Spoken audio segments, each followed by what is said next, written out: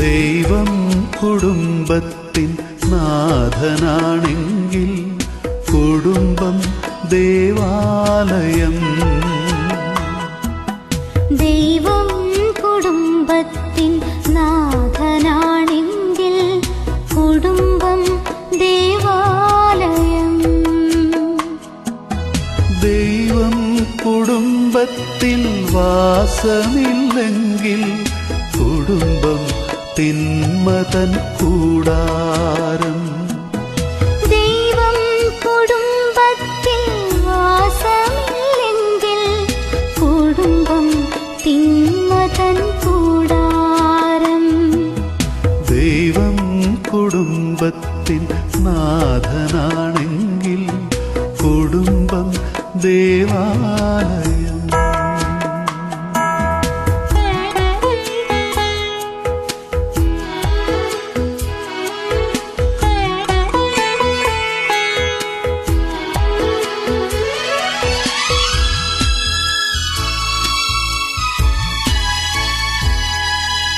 ഭർത്താവു ഭാര്യയ്ക്കു തുണയാകണം. ഭാര്യയോ സ്നേഹത്തിൻ നിറവേകണം. പരസ്പരമെല്ലാം ക്ഷമിച്ചിടേണം. ക്ഷമിക്കുന്ന സ്നേഹം പങ്കുവയ്ക്കണം. ഭാര്യയും ഭർത്താവും ഏകമനസ്സോടെ ദൈവവിശ്വാസത്തിൽ ജീവിക്കണം. ദൈവം ദാനമായി നൽകിടും മക്കളെ ദൈവഹിതത്തിൽ വളർത്തിയിടണം. അവരിൽ ദൈവം വസിക്കും. അവരെ ദൈവം ഭരിക്കും. അവരെ ദൈവം നയിക്കും. അവരെ ദൈവം അനുഗ്രഹിക്കും. നമ്മൾ ഈ ഒരു മീറ്റിംഗ് ഇങ്ങനെ അറേഞ്ച് ചെയ്യാനായിട്ടുള്ള കാരണം, അതിന്റെ കാരണം നമ്മുടെ സൺഡേ സ്കൂളിൽ നിന്ന് നമുക്ക് കിട്ടിയൊരു ഫീഡ്ബാക്ക് തന്നെയാണ്. സൺഡേ സ്കൂൾ ശരിക്കും നമ്മൾ നടത്തുന്നതിന്റെ ഉദ്ദേശം ഒരു വർഷാവസാനം ഒരു പ്രോഗ്രാം നടത്തുക എന്നുള്ളതോ കുട്ടികളെ കുറെ ബൈബിൾ കഥകൾ പറഞ്ഞു കൊടുക്കുക എന്നുള്ളതിനേക്കാൾ ഉപരി ഇവരെ യഥാർത്ഥത്തിൽ കർത്താവിലേക്ക് നയിക്കുകയും അവരുടെ ഫ്യൂച്ചറിൽ അവർ യഥാർത്ഥത്തിൽ കർത്താവിന് വേണ്ടി യൂസ്ഫുൾ ആകണം എന്നുള്ള ഉദ്ദേശത്തോടു കൂടിയാണ്. അന്നേരം സൺഡേ സ്കൂളിൽ സത്യത്തിൽ കുറച്ച് സമയമാണ് കുഞ്ഞുങ്ങളെ നമുക്ക് കിട്ടുന്നത്. അവരിൽ നിന്നുള്ള ഫീഡ്ബാക്കിൽ നിന്ന് നമുക്ക് മനസ്സിലായ ഒരു നീഡാണ് യഥാർത്ഥത്തിൽ കുഞ്ഞുങ്ങളെക്കാൾ കൂടുതൽ അല്ലെങ്കിൽ അതേ ഇമ്പോർട്ടൻസിൽ തന്നെ മാതാപിതാക്കൾക്ക് ചില കാര്യങ്ങൾ പഠിപ്പിക്കേണ്ട മനസ്സിലാക്കേണ്ട കാര്യമുണ്ട്. ഇത് ഞങ്ങൾ സൺഡേ സ്കൂളിലെ ടീച്ചർമാരുടെ മീറ്റിംഗിൽ വെച്ചിട്ട് സഹോദരിമാരും ടീച്ചേഴ്സ് പറഞ്ഞു ഇങ്ങനൊരു റിയൽ നീഡുണ്ട് എന്നുള്ളത്. അന്നേരം മാതാപിതാക്കൾക്ക് കുടുംബജീവിതത്തെ പറ്റി അല്ലെങ്കിൽ കുഞ്ഞുങ്ങളെ വളർത്തുന്നതിനെ പറ്റി അവരെ ഡിസിപ്ലിൻ ചെയ്യുന്നതിനെ പറ്റി ഒരു ക്ലാസ് വളരെ അത്യാവശ്യമാണ്. അത് നടന്നില്ല എങ്കിൽ ഈ കുറച്ച് സമയം സൺഡേ സ്കൂളിൽ നമ്മൾ പഠിപ്പിക്കുന്നുണ്ട്, അതുകൊണ്ട് പ്രയോജനമില്ല. അത് ചെയ്യാനായിട്ട് പ്ലാൻ ചെയ്തപ്പോൾ എന്റെ അടുത്താണ് ഇങ്ങനെ ക്ലാസ് എടുക്കാനായിട്ട് ആവശ്യം വന്നു. ഞാൻ മനസ്സിലാക്കി, ഞാൻ ചിന്തിച്ചപ്പം ഇപ്പം ബൈബിളിൽ നിന്നൊരു ഉപദേശ വിഷയം പഠിപ്പിക്കുന്ന പോലല്ല കുടുംബജീവിതത്തെ പറ്റി പഠിപ്പിക്കുന്നു. അല്ലെ, ഇപ്പൊ ഒരു രക്ഷിക്കപ്പെടുന്നതിനെ പറ്റിയോ നീതീകരണത്തിനെ പറ്റിയോ സ്നാനത്തിനെ പറ്റിയോ പരിശുദ്ധാത്മ സ്നാനത്തിനെ പറ്റിയോ ചർച്ചിനെ പറ്റിയോ ഇങ്ങനത്തെ കാര്യങ്ങളൊക്കെ പഠിപ്പിക്കുന്ന പോലെയല്ല കുടുംബജീവിതത്തെ പറ്റി പഠിപ്പിക്കുന്നു. കുടുംബജീവിതത്തെ പറ്റി പഠിപ്പിക്കുമ്പോൾ അത് എക്സ്പീരിയൻസിൽ കൂടി നമ്മൾ പഠിച്ചെടുക്കുന്നതാണ്. ബൈബിളിൽ നിന്ന് മനസ്സിലാക്കുന്ന കാര്യങ്ങൾ മാത്രമല്ല. ബൈബിളിലെ പ്രിൻസിപ്പിൾസ് നമ്മുടെ ലൈഫിൽ കൂടി നമ്മൾ എക്സ്പീരിയൻസ് ചെയ്ത് പഠിച്ച് തെറ്റുകൾ വരുത്തി കറക്റ്റ് ചെയ്ത് വീണ്ടും തെറ്റ് വരുത്തി വീണ്ടും കറക്റ്റ് ചെയ്ത് എക്സ്പീരിയൻസ് ഉള്ള ആൾക്കാർക്ക് മാത്രമേ അത് ഏറ്റവും വ്യക്തമായിട്ട് പറഞ്ഞു മനസ്സിലാക്കാനായിട്ട് കഴിയത്തുള്ളൂ. എന്നാലും എന്നേക്കാൾ എക്സ്പീരിയൻസ് ഉള്ള ആളാണ് സുൻ ബ്രദർ. അന്നേരം ഞാൻ കരുതി സുൻ ബ്രദർ വരുമ്പോൾ അത് നടത്തുന്നതായിരിക്കും ഏറ്റവും ഉചിതമെന്ന് കരുതിയതുകൊണ്ടാണ് നമ്മൾ ഡിലേ ആക്കിയതിന് സുൻ ബ്രദർ വരാൻ വേണ്ടി വെയിറ്റ് ചെയ്തത്. സുൻ ബ്രദർ ആയിരിക്കും മിക്കവാറുള്ള ഇതിന്റെ കാര്യങ്ങളൊക്കെ. ഞാൻ ചുരുക്കമായിട്ട് ദൈവവചനത്തിൽ നിന്ന് എനിക്ക് മനസ്സിലായ ചില കാര്യങ്ങൾ. ഒരു കുടുംബം യഥാർത്ഥത്തിൽ എന്തുകൊണ്ട് കുട്ടികൾ റിബൽസ് ആയി പോകുന്നു, കുടുംബങ്ങളിൽ എന്തുകൊണ്ട് കുഞ്ഞുങ്ങൾ യഥാർത്ഥത്തിൽ ദൈവത്തിന്റെ ഡിസിപ്ലിനിൽ വരുന്നില്ല എന്നുള്ളതിന് ദൈവവചനം പറയുന്ന ചില കാര്യങ്ങൾ മാത്രം പറഞ്ഞിട്ട് നമുക്ക് ബാക്കി പ്രാക്ടിക്കൽ കാര്യങ്ങളിലേക്ക് സുൻ ബ്രദർ ഡീറ്റെയിൽ ആയിട്ട് കാര്യങ്ങളെ എടുക്കും. ഒന്നാമതായിട്ട് നമ്മൾ മനസ്സിലാക്കേണ്ടത്, ഏറ്റവും ആദ്യം ബൈബിൾ തുടങ്ങുമ്പോൾ തന്നെ ദൈവം ഒരു കുടുംബത്തെയാണ് സൃഷ്ടിച്ചുകൊണ്ട്, അല്ലെങ്കിൽ ഒരു കുടുംബത്തിനാണ് ദൈവം ചില ബ്ലെസ്സിങ്സ് കൊടുക്കുന്നത്. ഉൽപ്പത്തി പുസ്തകം അതിന്റെ 1:26 മുതൽ 28 വരെ വാക്യങ്ങളൊന്നും പെട്ടെന്ന് വായിക്കും. അനന്തരം ദൈവം നമ്മുടെ സ്വരൂപത്തിലും നമ്മുടെ സാദൃശ്യപ്രകാരം മനുഷ്യരെ ഉണ്ടാക്കുക. അവർ സമുദ്രത്തിലെ മത്സ്യത്തിന്മേലും ആകാശത്തിലെ പർവ്വജാതികളിന്മേലും മൃഗങ്ങളിന്മേലും സർവ്വഭൂമിയിന്മേലും ഭൂമിയിലിരുന്ന എല്ലാ ഇഴജാതിന്മേലും വാഴട്ടെ എന്ന് കൽപ്പിച്ചു. ഇത് ദൈവത്തിന്റെ ഹൃദയത്തിലെ ആഗ്രഹം ദൈവം പറയുന്നതാണ്. ദൈവം മനുഷ്യനെ ഉണ്ടാക്കുമ്പോൾ ദൈവത്തിന്റെ ഹൃദയത്തിലെ ആഗ്രഹം പറയാണ്, ദൈവം മനുഷ്യനെ ഉണ്ടാക്കിയത് എല്ലാ കാര്യങ്ങളുടെയും എല്ലാ സൃഷ്ടികളുടെയും മുകളിൽ വാഴാനായിട്ടാണ്. ഇനി ഉണ്ടാക്കിയതിന് ശേഷം ബൈബിളിൽ പറയുന്ന ആദ്യത്തെ ബ്ലെസ്സിങ് ഉൽപ്പത്തി 1:28 ദൈവം പറയുന്നുണ്ട്. അതിങ്ങനെയാണ് എഴുതിയിരിക്കുന്നത്: ദൈവം അവരെ അനുഗ്രഹിച്ചു, നിങ്ങൾ സന്താന പുഷ്ടിയുള്ളവരായി പെരുകി ഭൂമിയിൽ നിറഞ്ഞ് അതിനെ അടക്കി സമുദ്രത്തിലെ മത്സ്യത്തിന്മേലും ആകാശത്തിലെ പർവ്വജാതിയിന്മേലും സകല ഭൂചര ജന്തുവിന്മേലും വാഴുവിൻ എന്നവരോട് കൽപ്പിച്ചു. കാരണം ദൈവത്തിന്റെ ഉദ്ദേശം ഒരു കുടുംബം ഉണ്ടാവണം, ആ കുടുംബത്തിൽ കുഞ്ഞുങ്ങളുണ്ടാവണം, ആ കുഞ്ഞുങ്ങൾ ഉണ്ടായി ഈ കുടുംബം ഭൂമി മുഴുവൻ നിറയണം. എന്നാൽ ഇവരെ റൂള് ചെയ്യുന്നത് ദൈവമായിരിക്കണം, ഇവരുടെ കാൽക്കീഴിൽ സകല കാര്യങ്ങളും വേണം. ഇതായിരുന്നു ദൈവത്തിന്റെ മനസ്സിൽ ഒരു ഫാമിലിയെ പറ്റിയുള്ള ഉദ്ദേശം. അതായത് നമ്മൾ മനസ്സിലാക്കണം, ദൈവിക പദ്ധതി, ഒരു കുടുംബത്തെ പറ്റിയുള്ള പദ്ധതി എന്ന് പറയുന്നത് ആ കുടുംബത്തിൽ കുഞ്ഞുങ്ങൾ ഉണ്ടാവുകയും മാതാപിതാക്കൾ ഉണ്ടാവുകയും ആ കുടുംബത്തിന്റെ തലയായിട്ട് ദൈവം ഇരിക്കുകയും ദൈവത്തിന് പൂർണ്ണമായിട്ടും കീഴടങ്ങുന്ന ഒരു കുടുംബം ഉണ്ടാവുകയും ആ കുടുംബത്തിൽ കുഞ്ഞുങ്ങൾ ഉണ്ടാവുകയും ആ കുഞ്ഞുങ്ങൾ ദൈവനാമം മഹത്വപ്പെടുത്തുന്നവരായി ഈ ഭൂമിയിൽ നിറയണം എന്നുള്ളതായിരുന്നു ദൈവിക പദ്ധതി. ഈ ഒരു പദ്ധതി ദൈവം എക്സിക്യൂട്ട് ചെയ്യുന്നത്, അതിനൊരു ഓർഡറുണ്ട്. ആ ഓർഡർ നമ്മൾ പൊരുത്തലേഖനത്തിലേക്ക് പോകുമ്പോൾ കാണാം. അതിലേക്ക് ഞാൻ ഡീറ്റെയിലേക്ക് പോകുന്നില്ല, വാക്യം എടുക്കുന്നില്ല. ആ ഓർഡർ എന്ന് പറഞ്ഞാൽ ദൈവം ഒരു പുരുഷനെയാണ് സൃഷ്ടിക്കുന്നത് ആദ്യം, ഇല്ലെങ്കിൽ ഒരു മനുഷ്യനെ. ആ മനുഷ്യനെ സൃഷ്ടിച്ചിട്ട് ആ മനുഷ്യനെയാണ് ദൈവത്തിന്റെ ഡെപ്യൂട്ടഡ് അതോറിറ്റി ആയിട്ട് വെക്കുന്നത്. ദൈവിക അധികാരങ്ങൾ എക്സിക്യൂട്ട് ചെയ്യാൻ ഒരു പുരുഷനെയാണ് ദൈവം സൃഷ്ടിച്ചിരിക്കുന്നത്. ആ പുരുഷനിൽ ദൈവത്തിന്റെ അധികാരത്തിന് ആ പുരുഷൻ പൂർണ്ണമായിട്ടും കീഴടങ്ങിയിരിക്കുമ്പോൾ ആ പുരുഷൻ ദൈവത്തിന്റെ റെപ്രസെന്റേറ്റീവാണ്. അതുകൊണ്ടാണ് പുരുഷൻ ദൈവത്തിന്റെ പ്രതിമയെന്ന് പറയുന്നത്. ആ പുരുഷന്റെ കീഴിൽ ദൈവം സ്ത്രീയെ സൃഷ്ടിച്ചിരിക്കുന്നത്. അതുകൊണ്ടാണ് പുരുഷൻ സ്ത്രീയുടെ തല എന്ന് പറയുന്നത്. അന്നേരം ദൈവത്തിന്റെ ഓർഡർ, അതിന്റെ അടിയിൽ കുഞ്ഞുങ്ങൾ, അവരുടെ കുഞ്ഞുങ്ങൾ, അങ്ങനെയാണ്. അതായത് ദൈവത്തിന്റെ സൃഷ്ടിയിൽ ആദ്യം കുഞ്ഞുങ്ങൾ ഉണ്ടായിരുന്നില്ല. ദൈവം ഈ കാര്യങ്ങൾ പറയുമ്പോൾ മനുഷ്യൻ മാത്രമേ ഉള്ളായിരുന്നു, പിന്നെ സ്ത്രീയെ സൃഷ്ടിച്ചു. അതായത് ദൈവത്തിന്റെ ഓർഡർ ഇങ്ങനെയാണ്: ദൈവത്തിന്റെ അധികാരത്തിന്റെ പൂർണ്ണമായിട്ട് കേട്ടായിരിക്കുന്ന മനുഷ്യൻ, ആ മനുഷ്യന് പൂർണ്ണമായിട്ടും സബ്മിസീവായിരിക്കുന്ന ഭാര്യ. ഇതാണ് ഏറ്റവും ആദ്യത്തെ കുടുംബത്തെ പറ്റിയുള്ള ദൈവത്തിന്റെ പ്ലാൻ. ബൈബിളിലെ ഈ യൂണിവേഴ്സിലെ ആദ്യത്തെ പാപം എന്തായിരുന്നു നിങ്ങൾക്കറിയാമോ? ഏറ്റവും ആദ്യം ഉണ്ടായ പാപം അത് റിബല്യനാണ്. പിശാചിന്റെ ഹൃദയത്തിലുണ്ടായ റിബല്യൻ, അതാണ് ഏറ്റവും ആദ്യത്തെ പാപം. ഭൂമിയിലെ ആദ്യത്തെ പാപം ഇല്ലെങ്കിൽ യൂണിവേഴ്സ് ഉണ്ടായതിനു ശേഷമുള്ള രണ്ടാമത്തെ പാപം എന്താണെന്ന് നമ്മൾ പറയുന്നു? രണ്ടാമത്തെ പാപം ഡിസൊബീഡിയൻസ് ആണെന്ന് നമ്മൾ ചിന്തിക്കുന്നത്. രണ്ടാമത്തെ പാപവും റിബല്യൻ തന്നെയാണ്. ഒന്നാമത്തെ പാപം റിബല്യനാണ്, രണ്ടാമത്തെ പാപം റിബല്യനാണ്. എങ്ങനെയാണ് രണ്ടാമത്തെ പാപം റിബല്യനാകുന്നത്? ഞാൻ ആദ്യം പറഞ്ഞു, ദൈവം മനുഷ്യനെ സൃഷ്ടിച്ചത് ദൈവത്തിന്റെ അധികാരത്തിന്റെ കീഴിലാണ്. ആ മനുഷ്യന്റെ അധികാരത്തിന്റെ കീഴിലാണ് സ്ത്രീയെ സൃഷ്ടിച്ചത്. രണ്ടാമത്തെ റിബല്യൻ ഇവിടെ ആരിലാണ് ഉണ്ടായതെന്നറിയാമോ? ആദ്യമായി, ഇല്ലെങ്കിൽ രണ്ടാമത് ഈ ഭൂമിയിൽ ആദ്യമായി റിബല്യൻ മനുഷ്യനെ ഉണ്ടാക്കിയതിനു ശേഷം ഉണ്ടാകുന്ന ഒരു സ്ത്രീയിൽ നിന്നാണ്. ആ സ്ത്രീയാണ് ആദ്യം റിബല്യ ചെയ്തത്. ദൈവം സ്ത്രീയെ സൃഷ്ടിച്ചത്, സ്ത്രീക്ക് ഒരു കമാൻഡും ദൈവം കൊടുത്തിട്ടില്ല. നമ്മൾ ശ്രദ്ധിച്ച വായിച്ച മനസ്സിലാവും, പുരുഷനാണ് കമാൻഡ്മെന്റ് കൊടുത്തത്. എന്നാൽ സ്ത്രീയെ പുരുഷനാണ് പഠിപ്പിച്ചു കൊടുത്തത്. ആദമാണ് ഹൗവയ്ക്ക് ഈ കാര്യങ്ങൾ പഠിപ്പിച്ചു കൊടുത്തത്. ദൈവം ഇങ്ങനെയാണ് പഠിപ്പിച്ചത്, ഇങ്ങനെയാണ് കുടുംബത്തിൽ എക്സിക്യൂട്ട് ചെയ്യേണ്ടതെന്നുള്ളത്. എന്നാൽ ഈ സ്ത്രീ ദൈവം വെച്ചിരുന്ന അധികാരത്തിൽ നിന്ന് ആദ്യത്തെ സ്റ്റെപ്പ് പുറത്തേക്ക് എടുത്തപ്പോഴാണ് ആദ്യത്തെ റിബല്യൻ ഉണ്ടായത്. ആദം സ്ത്രീയെടുത്ത് കൽപ്പിക്കുകയാണ്, ദൈവത്തിന്റെ കൽപ്പന ഇന്നതാണ്, ആ വൃക്ഷത്തിന്റെ ഫലം തിന്നരുത് എന്നുള്ളതാണ് ദൈവത്തിന്റെ കൽപ്പന എന്ന് ആദം ഹവ്വായെ പഠിപ്പിച്ചു. ഹവ്വായ്ക്ക് അത് അറിയാമായിരുന്നു. എന്നാൽ പിശാച് ഇവളെ വശീകരിച്ചു കഴിഞ്ഞപ്പോൾ ഈ സ്ത്രീ പുരുഷന്റെ അധികാരത്തിൽ നിന്ന് പുറത്തു വരികയാണ്. പുരുഷനോട് ചോദിക്കാതെ, പുരുഷന്റെ അടുത്ത് ആലോചിക്കാതെ, ഭർത്താവിന്റെ അടുത്ത് ആലോചിക്കാതെ സ്വന്തം ഇഷ്ടപ്രകാരം ആദ്യത്തെ ഡിസിഷൻ എടുത്ത സ്ത്രീയാണ് ഹവ്വ. ആ റിബല്യനിലാണ് ആദ്യത്തെ പാപം തുടങ്ങുന്നത്. ആദ്യത്തെ പാപം അതാണ്. രണ്ടാമത്തെ പാപം പുരുഷൻ ചെയ്ത റിബല്യനാണ്. പുരുഷൻ ദൈവത്തിന്റെ വാക്കനുസരിക്കുന്നതിന് പകരം സ്ത്രീയുടെ വാക്കനുസരിച്ചു എന്നുള്ളതാണ് ആദത്തിന്റെ അടുത്ത് ദൈവം അവനെ നോട്ട് ചെയ്ത് പറയുന്ന ചാർജ്. ഉൽപ്പത്തി പുസ്തകം അതിന്റെ 3-ാമത്തെ അധ്യായത്തിന്റെ 17-ാമത്തെ വാക്യത്തിൽ പറയണം, മനുഷ്യനോട് കൽപ്പിച്ചോ നീ നിന്റെ ഭാര്യയുടെ വാക്കനുസരിക്കുകയും തിന്നരുതെന്ന് ഞാൻ കൽപ്പിച്ച വൃക്ഷഫലം തിന്നുകയും ചെയ്തു. അന്നേരം ആദത്തിന്റെ പാപം എന്നത് ദൈവത്തിന്റെ കൽപ്പന അനുസരിക്കുന്നവരും ഭാര്യയുടെ കൽപ്പന അനുസരിച്ചു എന്നുള്ളതാണെങ്കിൽ, ഹവ്വായുടെ പാപം എന്നുള്ളത് ആദത്തിന്റെ കൽപ്പന അനുസരിക്കാതിരുന്നു എന്നുള്ളതാണ്. അന്നേരം ഞാൻ പറഞ്ഞത്, ഒരു കുടുംബത്തിൽ റിബല്യൻ എവിടെയാണ് തുടങ്ങുന്നത് അല്ലെങ്കിൽ തുടങ്ങിയത്? അത് സ്ത്രീയിൽ നിന്നാണ് തുടങ്ങിയത്. അതുകൊണ്ടാണ് ദൈവവചനത്തിൽ ഉടനീളം പറയുന്നത് ഹവ്വായാണ് വഞ്ചിക്കപ്പെട്ടതെന്ന് പറയുന്നത്.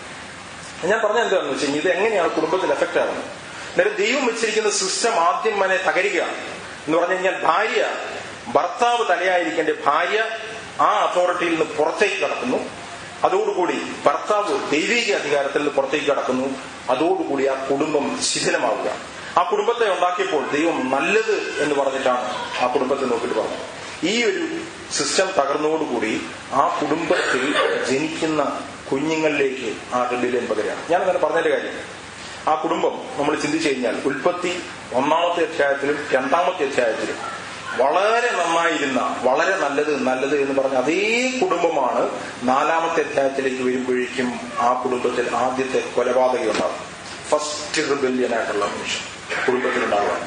ഞാൻ പറഞ്ഞതിന്റെ കാര്യം, നമ്മുടെ കുടുംബത്തിൽ റിബല്യസ് ആയിട്ടുള്ള കുഞ്ഞുങ്ങൾ ഉണ്ടാകണമെങ്കിൽ, നിങ്ങളുടെ കുഞ്ഞുങ്ങൾ, എന്റെ എക്സ്ട്രീമിൽ പറഞ്ഞാൽ നിങ്ങളുടെ കുടുംബത്തിൽ ഒരു കൊലപാതകി ഉണ്ടാകണം എന്നുണ്ടെങ്കിൽ നിങ്ങൾ എന്ത് ചെയ്യണമെന്ന് അറിയാമോ? ഈ ആദമിന്റെയും ഹവ്വായുടെയും പ്രിൻസിപ്പിൾ, പിശാച് പഠിപ്പിച്ച അതേ പ്രിൻസിപ്പിൾ ഫോളോ ചെയ്യണം. പുരുഷന്റെ അധികാരത്തിന് കീഴടങ്ങാത്ത റിബല്യസ് ആയിട്ടുള്ള ഭാര്യമാരുള്ള എല്ലാ കുടുംബങ്ങളിലും കുഞ്ഞുങ്ങൾ റിബല്യസ് ആയിത്തീരും. ഇത് ഞങ്ങൾ പ്രാക്ടിക്കലി കാണുന്ന കാര്യമാണ് ദൈവവചനത്തിൽ പ്രിൻസിപ്പിൾ. ഞാൻ ഒന്നുകൂടി പറയാം, ഭർത്താവിന്റെ അധികാരത്തിന് ദൈവം വെച്ചിരിക്കുന്ന അതോറിറ്റിക്ക് കീഴടങ്ങാത്ത സ്ത്രീകളുള്ള കുടുംബത്തിലെ കുഞ്ഞുങ്ങൾ റിബല്യസ് ആയി തീരും. ദൈവിക അധികാരത്തിന് കീഴടങ്ങാത്ത പുരുഷന്മാരുള്ള കുടുംബത്തിലെ കുഞ്ഞുങ്ങൾ റിബല്യസ് ആയി തീരും. ആ കുടുംബം റിബല്യൻ കുഞ്ഞുങ്ങളെ ഉണ്ടാക്കും. അതിന് സൺഡേ സ്കൂൾ പഠിപ്പിച്ചിട്ട് പിന്നെ കാര്യമില്ല, സൺഡേ സ്കൂളിൽ കൊണ്ടുവന്നിട്ട് കാര്യമില്ല, ഇവരെ ശിക്ഷിച്ചിട്ടും കാര്യമില്ല. കറക്റ്റ് ചെയ്യപ്പെടേണ്ടത് കുടുംബത്തിൽ തന്നെ. ഇത് വളരെ സീരിയസ് ആയിട്ടുള്ള കാര്യം. ആദ്യത്തെ പ്രിൻസിപ്പിൾ തന്നെ ദൈവം കാണിക്കുന്നു. ഒരു കുടുംബത്തിൽ കുഞ്ഞുങ്ങൾ റിബല്യസ് ആകുന്നുണ്ട് എങ്കിൽ, റിബല്യൻ നേച്ചർ കാണിക്കുന്നുണ്ടെങ്കിൽ, നിങ്ങൾ സ്വയം ചിന്തിച്ചു നോക്കുക. ഭാര്യമാർ ആദ്യം ചിന്തിച്ചു നോക്കുക, ഭർത്താക്കന്മാർ ചിന്തിച്ചു നോക്കുക. നിങ്ങൾ ദൈവിക അധികാരത്തിന് കീഴടങ്ങുന്നവരാണ്. ദൈവത്തിന്റെ അധികാരം മാത്രമേ നമുക്ക് എക്സിക്യൂട്ട് ചെയ്യാൻ കഴിയത്തുള്ളൂ. ദൈവത്തിന്റെ ബാക്കപ്പ് ഇല്ലാതെ നമുക്ക് കുഞ്ഞുങ്ങളെ വളർത്താൻ കഴിയത്തില്ല. ഞാൻ പറയട്ടെ, നമുക്ക് പല പുസ്തകങ്ങൾ വായിക്കാം, പല സീരീസ് നമുക്ക് കേൾക്കാം. പക്ഷേ ദൈവം സപ്പോർട്ട് ചെയ്യാതിരുന്നാൽ നമുക്ക് ഒരിക്കലും കുഞ്ഞുങ്ങളെ വളർത്താൻ കഴിയില്ല. ദൈവം സപ്പോർട്ട് ചെയ്യണമെങ്കിൽ ദൈവിക പ്രിൻസിപ്പിൾസ് പാലിച്ചിരിക്കും. എന്നാലും ഞാൻ പറഞ്ഞത്, ആദ്യത്തെ 3 ചാപ്റ്ററിൽ നിന്ന് തന്നെ ഒരു കുടുംബം എങ്ങനെ നശിച്ചു പോകാമെന്നുള്ളത് ദൈവം കാണിക്കുന്നു. എങ്ങനെ കുഞ്ഞുങ്ങൾ നശിച്ചു പോകാമെന്നുള്ളത്. ആദമിന്റെ ഹവ്വായുടെ കുടുംബത്തിൽ കുടുംബം നശിച്ചു. കുഞ്ഞുങ്ങൾ, ഒരു മകൻ മറ്റവനെ കൊലപാതകം കൊന്നു. അങ്ങനെ ആ കുടുംബം പൂർണ്ണമായിട്ട് നശിക്കുന്നു. ഞാൻ പെട്ടെന്ന് പോകട്ടെ. ഇങ്ങനെ മനുഷ്യവർഗം മുഴുവൻ റിബല്യനായി തീർന്നു ആ കുടുംബത്തിൽ കൂടി. ദൈവം രണ്ടാമത് ഒരു റീകൺസ്ട്രക്ഷൻ വീണ്ടും നടത്തുന്നുണ്ട്. അതാണ് നമ്മൾ ഉൽപ്പത്തി പുസ്തകത്തിലേക്ക് വീണ്ടും പോകുമ്പോൾ, ഉൽപ്പത്തി പുസ്തകം 7-ാമത്തെ അധ്യായത്തിലേക്ക് വരുമ്പോൾ, ഈ ജനങ്ങളെ മുഴുവൻ ദൈവം നശിപ്പിച്ചിട്ട് പുതിയതായിട്ട് ഒരു കുടുംബത്തെ ഉണ്ടാക്കുകയാണ്. പുതുതായിട്ട് ഒരു കുടുംബത്തിൽ കൂടി ദൈവം വീണ്ടും ദൈവത്തിന്റെ പദ്ധതി സ്റ്റാർട്ട് ചെയ്യുകയാണ്. അതാണ് നോഹ. അവിടെയും ദൈവം ഒരു പുരുഷനെയാണ് തിരഞ്ഞെടുക്കുന്നത്.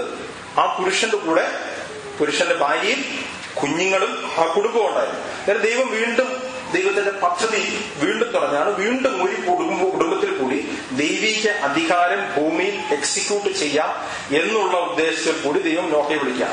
ഈ നോഹയെ വിളിച്ചതിന് ശേഷം അവരെ ആ ജലപ്രളയത്തിൽ എല്ലാവരെയും നശിപ്പിച്ചിട്ട് നോഹയുടെ പറയുന്ന ഒരു കൽപ്പനയുണ്ട്. 9-ാമത്തെ അധ്യായത്തിന്റെ 1-ാമത്തെ വാക്യം. അപ്പോൾ വീണ്ടും ബ്ലസ് ബ്ലെസ്സിങ് ദൈവം കുടുംബത്തിൽ കൊടുക്കുക. നോഹയുടെ കുടുംബത്തിൽ അടുത്തൊരു ബ്ലെസ്സിങ് കൊടുക്കാൻ, അതാണ് ആദ്യം ആദമിന് കൊടുത്ത അതേ ബ്ലെസ്സിങ് തന്നെയാണ്. അവരെ അനുഗ്രഹിച്ച് അരുളി ചെയ്തതെന്നാൽ നിങ്ങൾ സന്താന പുഷ്ടിയുള്ളവരായി ഭൂമിയിൽ നിറയുവിൻ, നിങ്ങളെ ഞാൻ വീണ്ടും അനുഗ്രഹിക്കുകയാണ്, നിങ്ങൾ വീണ്ടും ഭൂമിയിൽ നിറഞ്ഞ് അതിനെ അടക്കി വഴിയുന്നുള്ള രണ്ടാമത് വീണ്ടും അതേ ദൈവിക ഉദ്ദേശം പറയുകയാണ്. ഇവിടെയും പിശാച് ഈ കുടുംബത്തെ നശിപ്പിക്കുന്നു. അതെങ്ങനെയാണ് സംഭവിക്കുന്നത്? അതിന്റെ 18 മുതലുള്ള വാക്യം.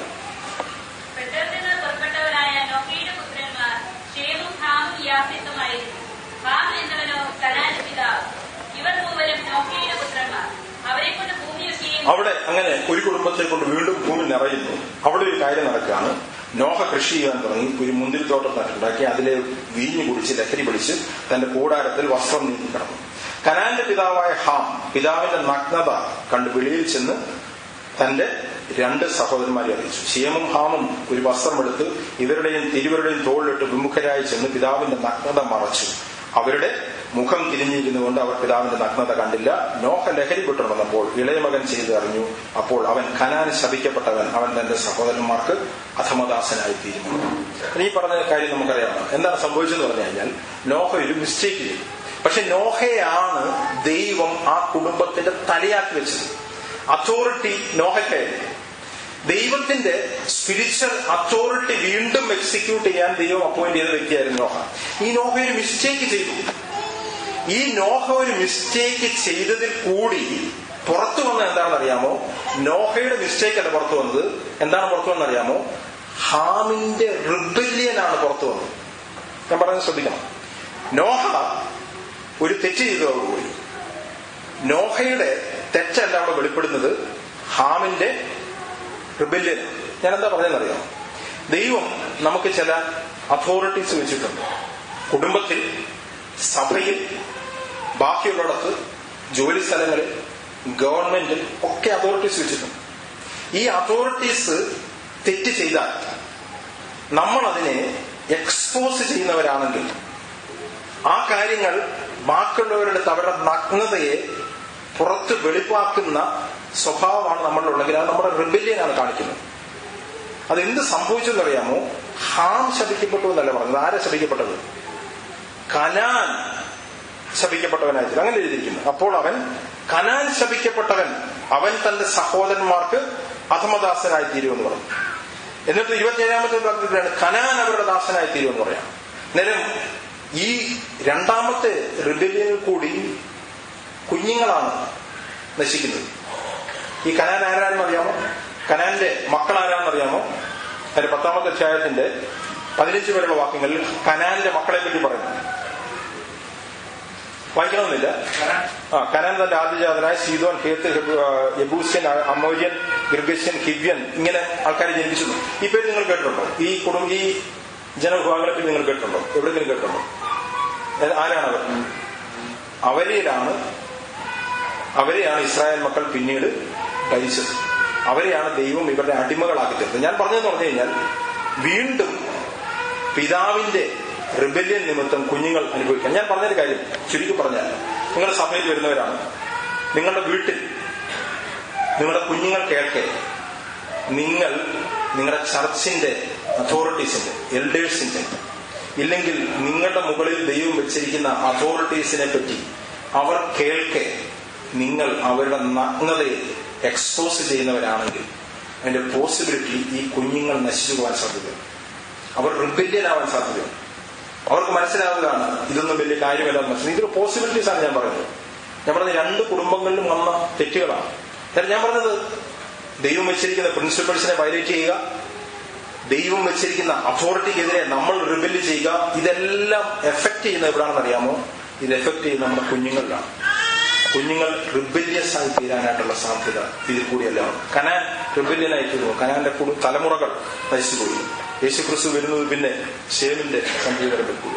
ഞാൻ ഒരു കാര്യം കൂടി പറഞ്ഞു നിർത്താനായിട്ട് ആഗ്രഹിക്കുകയാണ്. മുമ്പോട്ട് പോകുമ്പോൾ നമ്മൾ അടുത്തതായിട്ട് നശിച്ചു പോകുന്നത്, ഞാൻ ചില നെഗറ്റീവ് എക്സാമ്പിൾസ് ആണ് ഞാൻ ഈ പറയുന്നത്. കാരണം ഇതിന്റെ എഫക്ട് എങ്ങനെ വരാൻ സാധ്യതയുണ്ട് എന്നുള്ളത് കൊണ്ടാണ് പറയുന്നത്.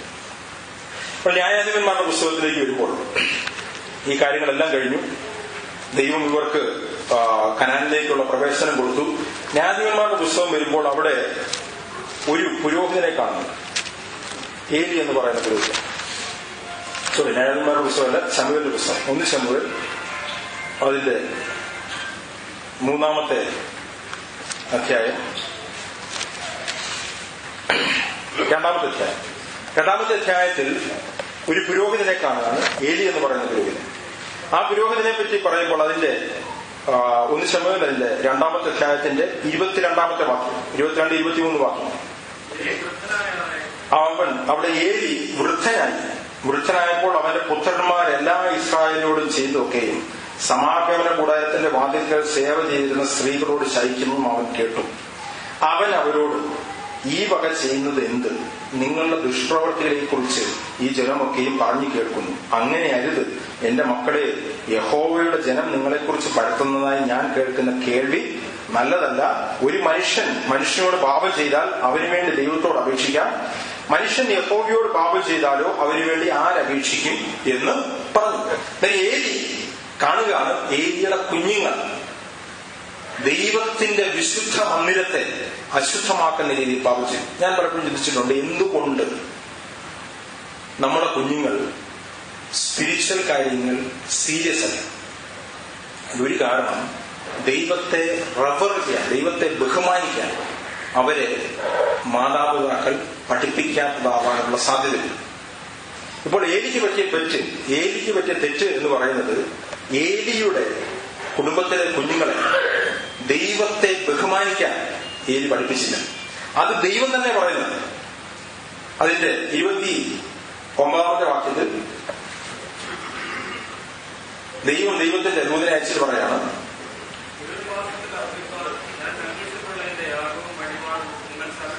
അവിടെ പറയണം, തിരുനിവാസത്തിൽ അർപ്പിക്കാൻ ഞാൻ കൽപ്പിച്ചിട്ടുള്ള എന്റെ യാഗവും വഴിപാടും നിങ്ങൾ ചവിട്ടുകയും എന്റെ ജനമായ ഇസ്രായേലിന്റെ എല്ലാ വഴിപാടുകളിലും പ്രധാന ഭാഗം കൊണ്ട് നിങ്ങളെ തന്നെ കൊഴിപ്പിക്കുവാൻ തക്കവണ്ണം നീ നിന്റെ പുത്രന്മാരെ എന്നേക്കാൾ ബഹുമാനിക്കുകയും ചെയ്യുന്നത് എന്ത്? അതിന്റെ അടുത്ത വാക്യത്തിൽ പറയാണ്, ഇപ്പോഴും യഹോവ അരുളി ചെയ്യുന്നത്, എന്നെ മാനിക്കുന്നവനെ ഞാൻ മാനിക്കും, എന്നെ നിന്ദിക്കുന്നവൻ നിന്ദിതനായിരിക്കും. ഞാൻ പറഞ്ഞത്, നമ്മൾ ദൈവത്തെ ബഹുമാനിക്കുന്നുണ്ട് എങ്കിൽ നമ്മൾ ദൈവസഭയിൽ വരുമ്പോൾ കുഞ്ഞുങ്ങളെ എങ്ങനെ കണ്ടക്ട് ചെയ്യണമെന്ന് നമ്മൾ സീരിയസ് ആയിട്ട് പഠിപ്പിക്കണം. ഇല്ലെങ്കിൽ ഇവര് ഫെമിലിയാരിറ്റിയിലേക്ക് വരും. എന്താണെന്ന് അറിയാമോ, ഞാൻ പലപ്പോഴും കണ്ടിട്ടുള്ളത്, ദൈവസഭകളിൽ വളർന്നു വരുന്ന കുഞ്ഞുങ്ങളുടെ ഏറ്റവും വലിയൊരു പ്രശ്നം, ഇവരിത് കണ്ട് ശീലിച്ച് ഇവർക്ക് ഇതിനോടുള്ള ബഹുമാനം നഷ്ടപ്പെടും. ഈ കത്തോലിക്കലും ഓർത്തഡോക്സിലും ഒക്കെ ആവുമ്പോൾ നമ്മൾ ആ വലിയ കുപ്പായവും ആ തിരിശീലൊക്കെ കണ്ടിട്ടുള്ള ഒരു പേടിയെങ്കിലും ഉണ്ട്. ഇവിടെ അതൊന്നുമില്ല. ഇത് വളരെ സിമ്പിളായിട്ട് ആൾക്കാരെടുക്കും. അങ്ങനെയാണ് കുഞ്ഞുങ്ങൾ ഇതിനോടുള്ള ബഹുമാനം നഷ്ടപ്പെടുന്നത്. ഏലി ഇത് കറക്റ്റ് ചെയ്തില്ല. ഏലിയെ കറക്റ്റ് ചെയ്യുന്നുണ്ട്, ആ കറക്ഷൻ ശരിയായില്ല എന്നുള്ളതാണ് ദൈവം പഠിപ്പിക്കുന്നത്. മുമ്പോട്ട് പോകുമ്പോൾ ശമൂവേലിന്റെ അടുത്ത് പറയുന്ന ഒരു വാക്കും കൂടി വായിച്ചു നിർത്താം. അതിന്റെ 13-ാമത്തെ വാക്യം, 3-ാമത്തെ അധ്യായത്തിന്റെ 13-ാമത്തെ വാക്യം, 11 വാക്യം. യഹോവ ശമൂവേലിനോട് അരുളി ചെയ്തു, ഇതാ ഞാൻ ഇസ്രായേൽ ഒരു കാര്യം ചെയ്യും, അത് കേൾക്കുന്നവന്റെ ചെവി കണ്ട് മുഴങ്ങുമെന്ന് പറഞ്ഞു. ഞാൻ ഏലിയുടെ ഭവനത്തെക്കുറിച്ച് ചരൾ ചെയ്തതെല്ലാം ഞാൻ അവന്റെ മേൽ ആദ്യന്തം നിവർത്തിക്കും. തന്റെ പുത്രന്മാർ ദൈവദൂഷണം പറയുന്ന അകൃത്യം അവൻ അറിഞ്ഞിട്ടും അവരെ ശാസിച്ചമർത്തായി കൊണ്ട് ഞാൻ അവന്റെ ഭവനത്തിന് എന്നേക്കും ശിക്ഷ വിധിക്കും എന്ന് ഞാൻ അവനോട് കൽപ്പിച്ചിരിക്കുന്നു. എന്താണ് ദൈവം പറയുന്ന ചാർജ് അറിയാമോ? അവിടെ പറയാണ്, തന്റെ കുഞ്ഞുങ്ങളെ അവിടെ പറയുന്നു, because his sons brought a curse on themselves and he did not rebuke them. അല്ലേ? എന്തുവാണ് ഏലിയുടെ തെറ്റ്? ഏലി കുഞ്ഞുങ്ങളെ ശാസിച്ചമർത്തില്ല. പക്ഷെ ഏലി എന്താ ചെയ്ത്? ഏലി മേളിൽ പറഞ്ഞിരിക്കുന്ന വാക്യം അവിടെ പറഞ്ഞിട്ടുണ്ട്. എന്താണ്? ഏലി അവർക്ക് പറയാണ്, അവരവരോട്, നിങ്ങൾ ഈ വക ചെയ്യുന്നത് നിങ്ങളുടെ ദുഷ്പ്രവൃത്തികളെ കുറിച്ച് ഈ ജനമൊക്കെയും കേൾക്കുന്നു. അങ്ങനെ അരുത് എന്റെ മക്കളെ, യഹോവയുടെ ജനം നിങ്ങളെ കുറിച്ച് പരത്തുന്നതായി ഞാൻ കേൾക്കുന്ന കേൾവി നല്ലതല്ല. ഏലി പറയുന്നുണ്ട്. എന്താണെന്നറിയാമോ? ഏലി എന്താണെന്നറിയാമോ? ഏലി വളരെ സോഫ്റ്റ് ആയി പിള്ളേർക്ക് പറയണം, മക്കളെ അങ്ങനെയൊന്നും ചെയ്യരുത് കേട്ടോ, അങ്ങനെയൊക്കെ ചെയ്യുന്നത് തെറ്റാണ്, അങ്ങനെയൊന്നും ചെയ്യാൻ പാടില്ല എന്നൊക്കെ ഏലി ഉപദേശിച്ചു. എന്നാൽ സ്ട്രിക്ട്ലി അവരെ റിബ്യൂക്ക് ചെയ്തില്ലെന്നാണ് പറഞ്ഞിരിക്കുന്നത്. എന്ന് വെച്ചാൽ ദൈവനാമം ദുഷിക്കുന്ന കാര്യങ്ങൾ നമ്മൾ കുഞ്ഞുങ്ങളിൽ കാണുമ്പോൾ വളരെ സീരിയസ് ആയിട്ട് അവരെ റിബ്യൂക്ക് ചെയ്തില്ലെങ്കിൽ ആ തലമുറയെ നമ്മൾ നശിപ്പിക്കുകയായിരിക്കും. എങ്ങനെയാണ് ദൈവത്തെക്കാൾ കൂടുതൽ അവരെ ബഹുമാനിച്ചെന്ന് പറയാൻ കാര്യം? കാരണം നമ്മൾ ദൈവിക കാര്യങ്ങളെക്കാൾ കൂടുതൽ വാല്യൂ സിസ്റ്റം ഇവരിൽ കൊടുക്കുകയാണെങ്കിൽ, അത് പഠിത്തമായിക്കോട്ടെ, ഇല്ലെങ്കിൽ പണത്തിനെ കുറിച്ചായിക്കോട്ടെ, ഇല്ലെങ്കിൽ ഈ ഭൂമിയിലെ സ്ഥാനമാനങ്ങളെ കുറിച്ചായിക്കോട്ടെ, ഇങ്ങനത്തെ കാര്യങ്ങളെ കുറിച്ചെല്ലാം നമ്മൾ ദൈവ കാര്യങ്ങളെക്കാൾ കൂടുതൽ ബഹുമാനം അവർക്ക് കൊടുക്കുകയാണെങ്കിൽ ദൈവത്തെ ബഹുമാനിക്കുന്നവരല്ല നമ്മൾ അവരെ റിബ്യൂക്ക് ചെയ്യുന്നില്ല. ഞാൻ പറഞ്ഞു കേട്ടോ, ഏറ്റവും കൂടുതൽ സീരിയസ് ആയിട്ട് കുഞ്ഞുങ്ങളെ കറക്റ്റ് ചെയ്യേണ്ടത് ദൈവനാമം ദുഷിക്കുന്ന എന്തെങ്കിലും അവർ കാണുമ്പോഴാണ്. ഞാൻ പറഞ്ഞത് ഇതൊക്കെ കുടുംബങ്ങൾ ചെയ്യാതിരുന്നത് കൊണ്ടാണ് ഇവരുടെ കുടുംബങ്ങൾ നശിച്ചുപോയത്. ഞാൻ പറഞ്ഞത് ഇതിന്റെ എല്ലാം റിസൾട്ട് എന്ന് പറഞ്ഞാൽ പിള്ളേര് റിബല്യൻ ആയിത്തീരുകയാണ്. റിബല്യസ് നേച്ചർ ഇവർ കാണിക്കുകയാണ്. അതോറിറ്റീസിനെതിരെ മത്സരിക്കുകയാണ്. ദൈവം വെച്ചിരിക്കുന്ന അതോറിറ്റീസിന് കീഴ്പ്പെടാതിരിക്കുകയാണ്. തലമുറകൾ നശിച്ചു പോവുകയാണ്. ഞാൻ പറഞ്ഞൊരു കാര്യം എന്ന് പറഞ്ഞു കഴിഞ്ഞാൽ ഇതിനെല്ലാം സൊല്യൂഷൻ വരുത്താനായിട്ടാണ് യേശുക്രിസ്തു ഈ ഭൂമിയിൽ വന്നത്. ഈ ഭൂമിയിൽ ഒരു വ്യക്തി കംപ്ലീറ്റ്ലി സബ്മിഷൻ ജീവിച്ചു, കംപ്ലീറ്റ് ആയിട്ട്. അതുകൊണ്ടാണ് ഫിലിപ്പിലേഖനത്തിൽ നമ്മൾ കാണുന്നത്, അവൻ ദൈവരൂപത്തിലിരിക്കെ ദൈവത്തോടുള്ള സമത്വം മുറുകെ പിടിക്കണമെന്ന് വിചാരിക്കാതെ അവൻ ദാസരൂപം എടുത്തു തന്നെത്താൻ താഴ്ത്തി സബ്മിസീവായി ഈ ഭൂമിയിൽ ജീവിച്ചു. ഈ ഭൂമിയിൽ ജീവിച്ച് ഒരു മനുഷ്യൻ എങ്ങനെ ജീവിക്കണമെന്ന് കാണിച്ചു കൊടുക്കുക മാത്രമല്ല ചെയ്തത്, അവൻ നമ്മുടെ റിബല്യൻ നേച്ചർ തന്നിൽ എടുത്തുകൊണ്ട് ക്രൂശിൽ മരിച്ചു. അതാണ് നമ്മൾ ഗലാത്യലേഖനത്തിൽ കാണുന്നത്. ഗലാത്യലേഖനം അതിന്റെ 5:33 പറയാണ്, മരത്തിന്മേൽ തൂങ്ങുന്നവൻ എല്ലാം ശപിക്കപ്പെട്ടവൻ എന്ന് എഴുതിയിരിക്കുന്നത് പോലെ ക്രിസ്തു നമുക്ക് വേണ്ടി ശാപമായി തീർന്നു. ആ മരത്തിന്മേൽ തൂങ്ങുന്നവൻ എല്ലാം ശപിക്കപ്പെട്ടവൻ എന്ന് എഴുതിയിരിക്കുന്ന വാക്യം അത് ആവർത്തന പുസ്തകം അതിൽ 21-23 അവിടെ വാക്യം എടുക്കണമെന്നില്ല. അവിടെ നമ്മൾ വായിച്ചു കഴിഞ്ഞാൽ മനസ്സിലാവും, ഒരു മകൻ അപ്പനെയും അമ്മയെയും അനുസരിക്കാതെ റിബല്യൻ നേച്ചർ ആയെങ്കിൽ അവനെ പുറത്തു കൊണ്ടുപോയി കല്ലെറിഞ്ഞ് കൊല്ലണം. എന്നിട്ട് അവന്റെ ശവം മരത്തിന്മേൽ തൂങ്ങുന്നത് കണ്ടു കഴിഞ്ഞു കഴിഞ്ഞാൽ ആ മരത്തിന്മേൽ തൂങ്ങുന്നവൻ ശപിക്കപ്പെട്ടവൻ എന്ന് ദേശം മുഴുവൻ അറിയും എന്ന് പറഞ്ഞ അതേ കൊട്ടേഷനാണ് എടുത്തിരുന്നത്. അതാണ് അതിന്റെ റെഫറൻസ്. എന്ന് വെച്ച് കഴിഞ്ഞാൽ ഒരു മനുഷ്യൻ റിബല്യൻ ആയതിന്റെ മുഴുവൻ കാര്യവും യേശുക്രിസ്തു ക്രൂശിലേറ്റു. എന്നാൽ ഒരു വ്യക്തി വീണ്ടും ജനിക്കുമ്പോൾ എന്താണ് സംഭവിക്കുന്നത് പറഞ്ഞാൽ ദൈവം ആ ഹൃദയം മാറ്റി പുതിയൊരു ഹൃദയം തരികയാണ്. ഞാൻ പറഞ്ഞ കാര്യം പറഞ്ഞു കഴിഞ്ഞാൽ നമ്മുടെ മാതാപിതാക്കളാണ് യഥാർത്ഥത്തിൽ ദൈവിക പ്രിൻസിപ്പൾ നമ്മൾ പാലിക്കുകയാണ്. നമ്മുടെ ഹൃദയത്തിൽ നിന്ന് റിബല്യൻ നേച്ചർ മാറ്റുകയാണ്. സഹോദരിമാർ ഭർത്താക്കന്മാർക്ക് കീഴടങ്ങി ജീവിക്കുകയാണ്. ഭർത്താക്കന്മാർ ദൈവത്തിന് കീഴടങ്ങി ജീവിക്കുകയാണെങ്കിൽ അതേ ദൈവിക അധികാരം അവർ കുടുംബത്തിൽ എക്സിക്യൂട്ട് ചെയ്യുകയാണെങ്കിൽ, ദൈവിക പ്രിൻസിപ്പിൾസ് കുഞ്ഞുങ്ങളെ പഠിപ്പിക്കുകയാണെങ്കിൽ, ദൈവത്തെ റെഫറൻസ് ചെയ്യേണ്ടത് എങ്ങനെയാണെന്ന് കുഞ്ഞുങ്ങൾക്ക് പഠിപ്പിക്കുകയാണെങ്കിൽ, അങ്ങനെ പഠിപ്പിക്കുകയാണ് എങ്കിൽ ഞാൻ പറയട്ടെ, നമ്മുടെ കുടുംബത്തിൽ വലിയ പ്രശ്നങ്ങൾ ഉണ്ടാവത്തില്ല. ഇല്ലെങ്കിൽ ഈ സൺഡേ സ്കൂൾ കൊണ്ട് വലിയ പ്രയോജനം ഉണ്ടാവത്തില്ല. ഞാൻ പറഞ്ഞത് ഞാൻ ഈ പറയുന്നത് കുഞ്ഞുങ്ങളൊന്നും ഇല്ലാത്ത മാതാപിതാക്കൾ, കുഞ്ഞുങ്ങൾ വന്നിട്ടില്ലാത്ത മാതാപിതാക്കളുടെ മീറ്റിംഗാണ്. അത് നമ്മൾ സ്വയം ചിന്തിച്ചു നോക്കുകയാണ്, ഇതിൽ എവിടെയെങ്കിലും നമുക്ക് മിസ്റ്റേക്ക് വന്നിട്ടുണ്ടോ? നമ്മൾ ദൈവത്തിന് പൂർണ്ണമായിട്ടും കീഴടങ്ങുന്നവരാണ്. നമ്മൾ ഭാര്യമാർ ഭർത്താക്കന്മാർക്ക് പൂർണ്ണമായിട്ടും കീഴടങ്ങുന്നവരാണ്. നമ്മുടെ കുടുംബത്തിൽ ദൈവത്തെ റെഫർ ചെയ്യാനായിട്ട്, ദൈവിക കാര്യങ്ങളെ ബഹുമാനിക്കാനായിട്ട് നമ്മൾ പഠിപ്പിക്കുന്നവരാണ്. അങ്ങനെയാണെങ്കിൽ ദൈവത്തിന്റെ അധികാരം കുടുംബങ്ങളിലുണ്ടാവും. പുരുഷന്റെ മേൽ ദൈവത്തിന്റെ അധികാരം ഉണ്ടാവും, സ്ത്രീയുടെ മേൽ പുരുഷന്റെ അധികാരമുണ്ടാവും, കുഞ്ഞുങ്ങളുടെ മേൽ ദൈവിക അധികാരത്തിൽ അവർ എക്സിക്യൂട്ട് കഴിയും. ഇത് ഞാൻ പ്രിൻസിപ്പിൾസ് മാത്രമാണ് പറഞ്ഞത്, പ്രാക്ടിക്കൽ കാര്യങ്ങളിലേക്ക് ഞാൻ കടന്നില്ല. പ്രാക്ടിക്കൽ കാര്യങ്ങൾ അനേക കാര്യങ്ങൾ നമുക്ക് പറയാനായിട്ടുണ്ട്. ഒരു കാര്യം മാത്രം ഞാൻ പറയാനായിട്ട്, പ്രാക്ടിക്കലി ഇതെല്ലാം നടക്കുന്നത് നമ്മൾ കുഞ്ഞുങ്ങളുടെ അടുത്ത് സമയം ചെലവഴിച്ച് തന്നെ അവരെ ഡിസിപ്ലിൻ ചെയ്തിരിക്കുന്നത്. കുഞ്ഞുങ്ങളുടെ നമ്മൾ സമയം ചെലവഴിക്കാത്തടത്തോളം കാലം നമ്മുടെ പ്രയോറിറ്റീസ് മാറിക്കഴിഞ്ഞ് കഴിഞ്ഞാൽ ഇതൊന്നും നടക്കുന്നത്. ഞാൻ എന്റെ ലൈഫിൽ ഒരു കാര്യം മാത്രം പറഞ്ഞിട്ട് ഞാൻ ക്ലോസ് ചെയ്യാം. ഞാൻ ഒറ്റ കാര്യമാണ്. എന്റെ വീട്ടില് ഞാൻ ഈ ഒരു പ്രാക്ടിക്കൽ കാര്യമായതുകൊണ്ടാണ് പറയുന്നത്, ഇല്ലെങ്കിൽ കുടുംബത്തിലെ കാര്യങ്ങൾ സാധാരണ മെസ്സേജിൽ പറയാതിട്ടുള്ളതല്ല. ഇപ്പൊ ഞാനും ഭാര്യയും വർക്ക് ചെയ്യുന്നതാണ്. എന്റെ വൈഫ് ജ്യൂസിക്കാണെങ്കിൽ ജോലി എന്ന് പറഞ്ഞു കഴിഞ്ഞാൽ 3 മണിയാകുമ്പോഴേക്കും വീട്ടിൽ വരും. ഏകദേശം ഒരു 1.5 മണിക്കൂറെ കുഞ്ഞുങ്ങളുടെ അടുത്ത് മാറി നിൽക്കുന്നത്. പക്ഷെ എന്റെ ജോലി എന്ന് പറഞ്ഞാൽ നേരത്തെ ഞാൻ വർക്ക് ചെയ്തിട്ട് ഞാൻ ജോലി ചെയ്തിട്ട് മടങ്ങി വരുമ്പോൾ എനിക്കൊരു 6:30 ആവും, 6:30 ആവും. 6:30 ആയി കഴിഞ്ഞിട്ട് പിന്നെ 3 ദിവസം മീറ്റിംഗ് ഉണ്ട്. അങ്ങനെ കുഞ്ഞുങ്ങളുടെ അടുത്ത് ചെലവഴിക്കാനായിട്ട് എനിക്ക് സമയം കുറവായിരുന്നു. ഞാൻ കുറച്ച് കഴിഞ്ഞപ്പോൾ എനിക്ക് മനസ്സിലായൊരു കാര്യം, കുട്ടികളുടെ അടുത്ത് സമയം ചെലവഴിക്കാൻ നമ്മൾ സമയം ചെലവഴിക്കാത്തടത്തോളം സമയം അവരുടെ കാര്യങ്ങൾ വ്യത്യാസം വന്നുകൊണ്ടിരിക്കും. അവരുടെ ഹൃദയത്തിൽ പല പല മാറ്റങ്ങളുണ്ട്. ഇങ്ങനെ എനിക്ക് മനസ്സിലായി ഇവരുടെ അടുത്ത് കൂടുതൽ സമയം ചെലവഴിക്കേണ്ട ഒരു ആവശ്യമാണ് എന്ന് എനിക്ക് റിയലായിട്ട് മനസ്സിലായി. എന്നാൽ ഞാൻ സത്യം പറഞ്ഞാൽ പ്രാർത്ഥിക്കാൻ തുടങ്ങി, കർത്താവ് എനിക്ക് കുറച്ചുകൂടി സമയം കിട്ടുന്ന ഒരു ജോലി തരണമെന്ന് പ്രാർത്ഥിക്കാൻ തുടങ്ങി. അന്നേരം എൻ്റെ ഒരു ജോലിയുടെ സ്ഥിതി അനുസരിച്ച് എനിക്കൊരു ശനിയും വെള്ളിയും ശനിയും ജോലി അവധി കിട്ടുന്ന ഒരു ജോലി എനിക്ക് കിട്ടാൻ സാധ്യതയില്ല. പക്ഷെ ഞാൻ പ്രാർത്ഥിക്കാൻ തുടങ്ങി. അന്നേരം എനിക്കൊരു ഓഫർ വന്നു, ഒരു ജോലിയുടെ ഓഫർ വന്നു. ആ ഓഫർ വന്നപ്പോൾ ഞാൻ വർക്ക് ചെയ്തുകൊണ്ടിരുന്ന ആ ജോലിയേക്കാൾ ഒരു ജോലി മാറാനായിട്ടുള്ള സാലറി വ്യത്യാസമൊന്നുമില്ല. പക്ഷെ വെള്ളി ശനി അവധിയാണ്, അതുപോലെ തന്നെ സമയം കൂടുതൽ കിട്ടുന്ന ജോലിയാണ്. അന്നേരം ഞാനത് എടുക്കാനായിട്ട് തീരുമാനിച്ച അതേ സമയം തന്നെ എനിക്ക് വേറൊരു ജോലിയുടെ ഓഫർ വന്നു. ഞാനിപ്പം ഞാൻ നേരത്തെ വർക്ക് ചെയ്തുകൊണ്ടിരുന്ന ജോലിയേക്കാൾ ഏകദേശം ഒരു 50% ഒരു പകുതിയോളം ഇൻക്രിമെന്റ് ഉള്ള ജോലി, പക്ഷെ സമയം അതുപോലെ തന്നെ. എന്നാലും ഇതൊരു ടെസ്റ്റായിരുന്നു.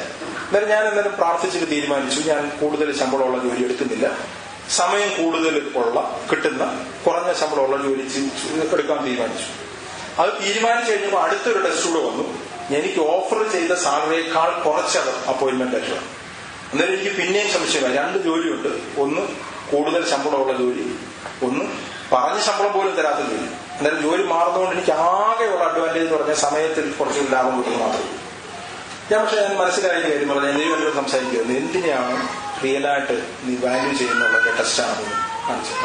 ഞാൻ ഈ ജോലി ചൂസ് ചെയ്തു. ഞാൻ പറഞ്ഞത് അതിന് ശേഷം 1 വർഷം ഞാൻ ജസ്റ്റ് പറയുകയാണ്, ആ ജോലി ചൂസ് ചെയ്തതുകൊണ്ട് എനിക്ക് കൂടുതൽ സമയം കിട്ടി.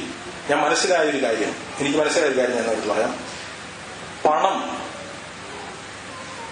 നമുക്ക് നമ്മുടെ സമയം ചെലവഴിച്ച് നമുക്ക് പണം ഉണ്ടാക്കാൻ കഴിയും.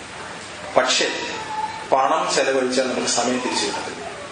വേറെ രീതിയിൽ പറഞ്ഞാൽ നമ്മൾക്ക് കുട്ടികളോട് കൂടി നമുക്ക് ചെലവഴിക്കേണ്ട സമയം നമുക്ക് പണം ഉണ്ടാക്കാൻ നമ്മൾ ശ്രമിച്ചാൽ, ഞാൻ നിങ്ങളെ കാര്യം പണം ഉണ്ടാക്കാൻ ശ്രമിക്കുന്ന ആൾക്കാരാണെന്നുള്ള അർത്ഥത്തിലേ അല്ല പറയുന്നത്, ഞാൻ ഒരു ജസ്റ്റ് പ്രിൻസിപ്പിൾ പറയാണ്. നമ്മൾ പണം ഉണ്ടാക്കാൻ നമ്മൾ ശ്രമിച്ചാൽ ആ പണം ചെലവാക്കിയാൽ നമുക്ക് നഷ്ടപ്പെട്ട സമയം തിരിച്ചു കിട്ടും.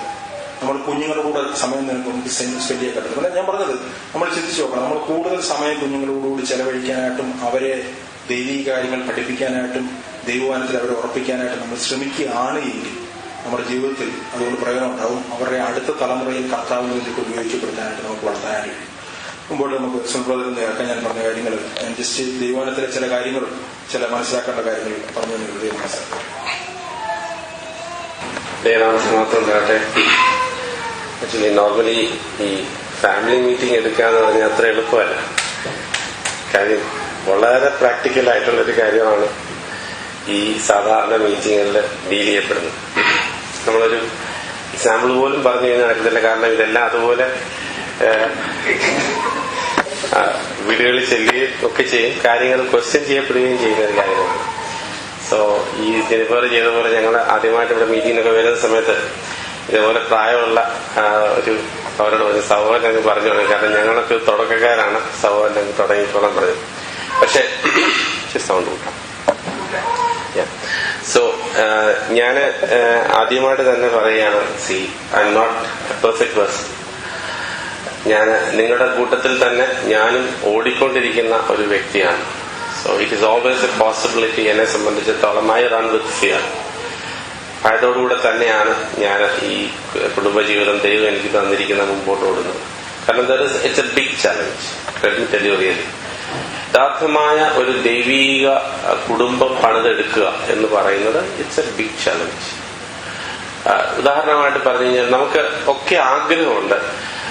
യോഹന്നാൻ അപ്പോസ്തലൻ പറഞ്ഞതുപോലെ എന്റെ കുഞ്ഞുങ്ങൾ സത്യത്തിൽ നടക്കുന്നതിനേക്കാൾ അപ്പുറത്ത് വേറൊരു സന്തോഷം എനിക്കില്ല എന്ന് പറയാൻ നമുക്കൊക്കെ ആഗ്രഹമുണ്ട്, ഇല്ലേ? ഉണ്ടോ? ഉണ്ട്. എല്ലാവർക്കും ആഗ്രഹമുണ്ട്. പക്ഷെ it is not that easy. We need to work very closely with God. കർത്താവിന്റെ കൂടെ ശരിക്കും ഇന്നത്തെ നമ്മൾ കേട്ടതുപോലെ ദൈവത്തിന്റെ authority it's one of the main factors. നമ്മുടെ ജീവിതങ്ങളിൽ പ്രാക്ടീസ് ചെയ്യുന്ന ഒരു കുടുംബത്തിലെ അംഗമാണെങ്കിൽ ഇറ്റ്സ് എ ബ്ലെസ്ഡ് തിങ്. ദൈവം നമുക്ക് തരുന്ന ഒരു ബ്ലെസ്സിങ് ആണ്. ഉദാഹരണമായിട്ട് ഞാനൊരു കാര്യം ഞാൻ സാറന്മാരോട് സംസാരിക്കാറുണ്ട്. എന്താണ് what is the motive behind this meeting? അപ്പൊ പറഞ്ഞൊരു കാര്യം എന്ന് വെച്ച് കഴിഞ്ഞാല്, tell me what is your aim. നമ്മൾ സൺഡേ സ്കൂളിൽ നമ്മൾ കൊണ്ടുകൊടുക്കും. You are very thankful. നിങ്ങൾ പ്രയാസമെടുത്ത് ബുദ്ധിമുട്ടെടുത്ത് കൊണ്ടുവിടുന്നത് വളരെ താങ്ക്ഫുൾ ആണ്, സന്തോഷമാണ്. But what is your aim? Where are we going to head? ഞാൻ ഒരു വാക്യം വായിക്കും. മലാക്കി പ്രവചനത്തിന്റെ പുസ്തകം 3-ാം അധ്യായത്തിന്റെ മലാക്കി ചാപ്റ്റർ 3 3-ാം അധ്യായത്തില് 2:15 വാക്യം, ചാപ്റ്റർ 2:15. ദേശം പോലും സുബോധം ശേഷിച്ചിരുന്ന ഒരുവൻ ഒരിക്കലും അങ്ങനെ ചെയ്തിട്ടില്ല. എന്നാൽ ആ ഒരുവൻ എന്ത് ചെയ്തു? ദൈവം വാഗ്ദാനം ചെയ്ത സന്തതിയെ അവൻ അന്വേഷിച്ചു. നിങ്ങളുടെ ഉള്ളിൽ സൂക്ഷിച്ചുകൊള്ളുകയും തന്റെ യൗവനത്തിലെ ഭാര്യയോടും ആരും അവിശ്വസ്തത കാണിക്കരുത്. ഇംഗ്ലീഷ് മലയാളത്തിൽ അത്ര ക്ലിയർ അല്ല. English for you. But did he not make them one, having a remnant of the Spirit? Why one? He seeks a godly offspring. മലയാളത്തിൽ അത്ര ക്ലിയർ അല്ല. ഇംഗ്ലീഷിൽ he seeks a godly offspring. അപ്പൊ നമ്മളെ മാരേജിൽ ഒരു കുടുംബമായിട്ട് ദൈവം ഒന്നിക്കുന്നതിന്റെ ദൈവത്തിന്റെ താല്പര്യം എന്താണ്? ഒരു ദൈവിക തലമുറ ഉണ്ടാകണം എന്നുള്ളതാണ്. ഇറ്റ് ഈസ് നോട്ട് അബൌട്ട് ഞങ്ങൾ ആദ്യം കൂടി വന്നപ്പോൾ let us have a successful marriage. കുറച്ച് കഴിഞ്ഞപ്പോൾ ഞാൻ ഈ ഡെഫിനിഷൻ ഒക്കെ മാറ്റി. സക്സസ്ഫുൾ മാരേജ് എന്നുള്ള സംഭവമൊന്നുമല്ല. We need to have a blessed marriage. And മാരേജിന് ഒരു ഔട്ട്പുട്ട് ഉണ്ട്. എന്താണ് ഔട്ട്പുട്ട്? ദൈവം ആഗ്രഹിക്കുന്ന ഔട്ട്പുട്ട്.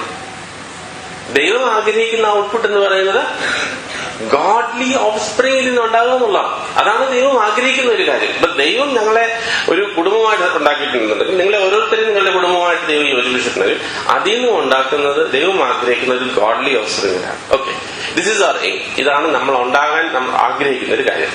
ഇനി ഇത് എങ്ങനെ നമുക്കിത് അച്ചീവ് ചെയ്യാനായിട്ട് ശ്രമിക്കും? ഒന്ന്, പറഞ്ഞ പോലെ നിങ്ങളുടെ വീടുകളിലുള്ള ഒത്തിരി കാര്യങ്ങൾ, അതേപോലെ തന്നെയുള്ളൊരു കാര്യങ്ങളാണ് സൺഡേ സ്കൂളിലൊരു കാര്യങ്ങൾ. പക്ഷെ സൺഡേ സ്കൂളിൽ നമുക്ക് പഠിപ്പിക്കാൻ പറ്റുന്ന ഈ പറഞ്ഞതുപോലെ പല കഥകളും പല കാര്യങ്ങളും ഒക്കെ നമ്മൾ പറഞ്ഞു കൊടുക്കണം. യേശുവിനെ കുറിച്ച് പല കാര്യങ്ങളും പറഞ്ഞു കൊടുക്കണം. എന്തുകൊണ്ടാണ് യേശുവിനെ കാര്യത്തെക്കുറിച്ച് പറഞ്ഞു കൊടുക്കുന്നതിന് ഒരു താല്പര്യം? നമുക്കൊരു കാര്യം മനസ്സിലാക്കാം. ഈ ഗോഡ്ലി ഓഫ്സ്പ്രിംഗ് എന്നുള്ള ഒരു കാര്യം നടക്കണമെങ്കിൽ ആ കുട്ടി യഥാർത്ഥമായും വീണ്ടും ജനിക്കണം. മനസ്സിലായോ? നമ്മളുടെ എന്ത് പരിപാടി കാണിച്ചെന്ന് പറഞ്ഞാലും ഈ കുട്ടിയെ ഗോഡ്ലി ഓഫ്സ്പ്രിംഗ് ആക്കാനായിട്ട് അല്ലാതെ പറ്റത്തില്ല. അത് എല്ലാവരും സംഭവിക്കുന്ന ഒരു വിഷയമാണല്ലോ. അപ്പം പ്രിയ സഹോദരങ്ങളെ, നമ്മുടെ ഒരു എയിം വളരെ ക്ലിയർ ആയിരിക്കും. നമ്മൾ സൺഡേ സ്കൂളിൽ കുട്ടികളെ വിടുന്നു, വെരി ഗുഡ്.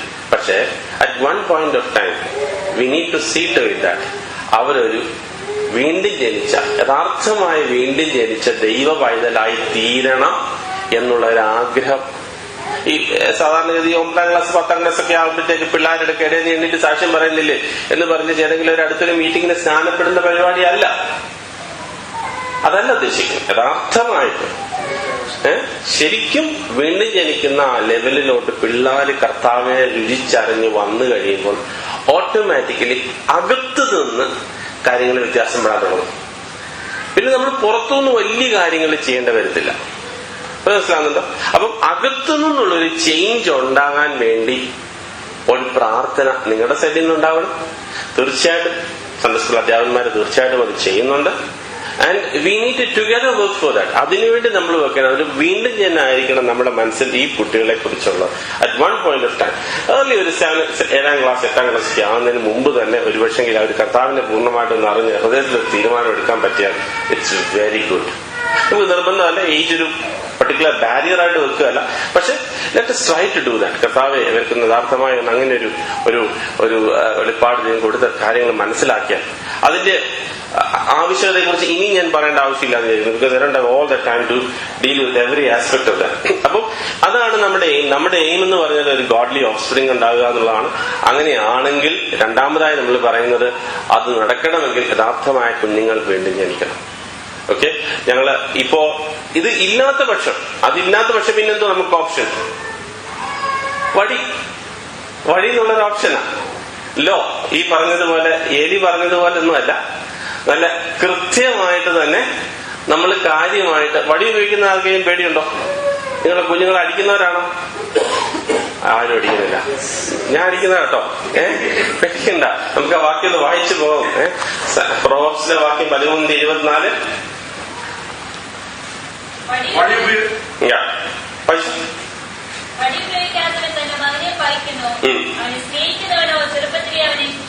പത്തൊൻപതിന്റെ 18.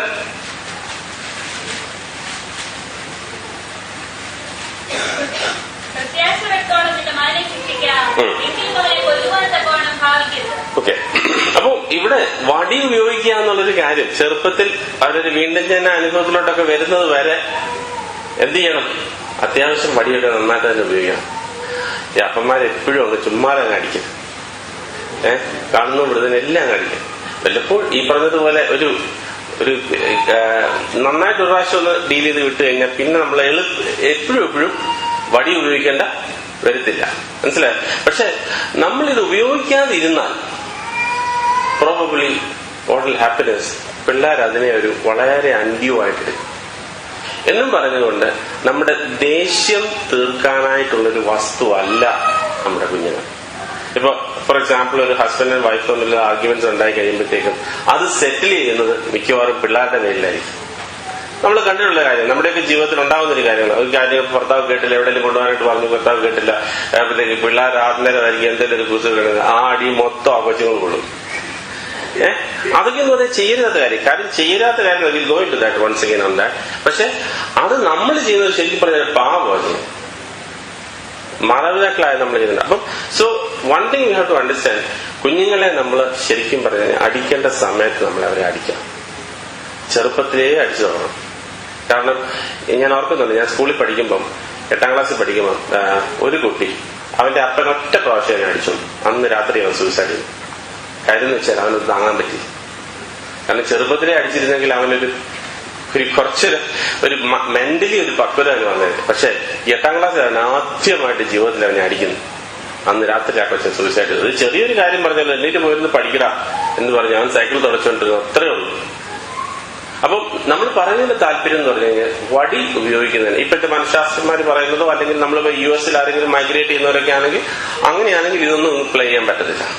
അവിടെ നമുക്ക് ഈ വടിയോ കാര്യങ്ങളോ ഒന്നും ഉപയോഗിക്കുന്നത്. പക്ഷെ ശിക്ഷണം ഒരു തരത്തിൽ അല്ലെങ്കിൽ മറ്റൊരു തരത്തിൽ നമുക്ക് ചെയ്യാനായിട്ട് പറ്റും.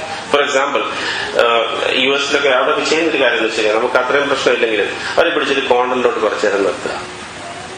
അടിക്കുന്നില്ല, അടിക്കാൻ പറ്റത്തില്ലല്ലോ അവിടെ. അപ്പൊ അവരെ പിടിച്ച് കുറച്ചു നേരം. So let them feel that they are going to lose something if they are not obeying. അവരനുസരിക്കുന്നില്ലാത്ത പക്ഷം they are going to lose something. ഇപ്പൊ അവർക്കൊന്നും നഷ്ടപ്പെടുന്നില്ല, അവർക്കൊന്നും ഇല്ലെന്നുണ്ടെന്നുണ്ടെങ്കിൽ continue to do the thing. ഇത് എന്ന് വരെ ഒരു വീണ്ടും ഞാൻ അനുഭവം വരുന്നത്. അപ്പൊ നിങ്ങളൊരു 16 വയസ്സ് 17 വയസ്സ് വരെയൊക്കെ ഇങ്ങനെ അങ്ങനെ പോയി കഴിഞ്ഞു കഴിഞ്ഞാൽ കുട്ടികളെ ഇങ്ങനെ നമ്മൾ ഈ നിലയിൽ ഇങ്ങനെ ചെക്ക് ചെയ്തുകൊണ്ടേയിരിക്കേണ്ട ഒരു കാര്യമാണ്. സോ ദിസ് വളരെ പ്രാക്ടിക്കലായിട്ട് അപ്പൊ കുഞ്ഞുങ്ങളെ വീണ്ടും ഞാൻ അനുഭവത്തിലേക്ക് കൊണ്ടുവരിക എന്നുള്ളതാണ് നമ്മുടെ മേജർ ആയിട്ടുള്ള ഒരു കാര്യം. That is the whole agenda of Sunday school. പിന്നെ ഈ വീണ്ടും ഞാൻ അനുഭവത്തിലോട്ടും നീതിലോട്ടും കൊണ്ടുവരുന്നതിന്റെ ഒരു മേജർ ആയിട്ടുള്ള വേറൊരു കാര്യം എന്ന് വെച്ച് കഴിഞ്ഞാൽ ദൈവവചനം നമ്മൾ ഇവരോട് സംസാരിക്കുക, ദൈവം നടത്തിയ കാര്യങ്ങൾ ഇവരോട് സംസാരിക്കുക. ഫോർ എക്സാമ്പിൾ ഞാനത് നോർമലി അത് പ്രാക്ടീസ് ചെയ്യുന്നത് when we are in the prayer time. നമ്മുടെ കുടുംബത്തിൽ ഒരു പ്രാർത്ഥനാ സമയം ഉണ്ടാവുമല്ലോ, ഉണ്ടാവും. ഒരാള് നൈറ്റ് കഴിഞ്ഞ് വരുന്നു, ഒരാള് ഈവനിങ് കഴിഞ്ഞ് വരുന്നു. ഇതിന്റെ ഇടയ്ക്ക് ഈ കൊച്ചിനെ എപ്പോഴാ ഇറ്റ്സ് എ ബിഗ് ടസൽ. പക്ഷെ ഇത് നമ്മുടെ ജീവിതത്തിൽ നമ്മൾ പ്രാക്ടീസ് ചെയ്ത് കഴിയുമ്പോൾ ആ സമയത്ത് കുട്ടികളോട് നമുക്ക് പല കാര്യങ്ങൾ നമുക്ക് ദൈവവചനത്തിൽ നിന്ന് ഇപ്പൊ 1-2-3 പേരൊക്കെ ഉണ്ടെന്നുണ്ടെങ്കിൽ ഒന്നിച്ച് നമുക്ക് അവരുടെ കൂടെ ഇരുന്ന് നമുക്ക് ചെക്ക് ചെയ്യാനായിട്ട് പറ്റും. So slowly we need to communicate. Let's see this psalms. ഒരു സങ്കീർത്തനത്തിലെ ഒരു വാക്യം വായിക്കാം. സാംസ് 73 23-ാമത്തെ 78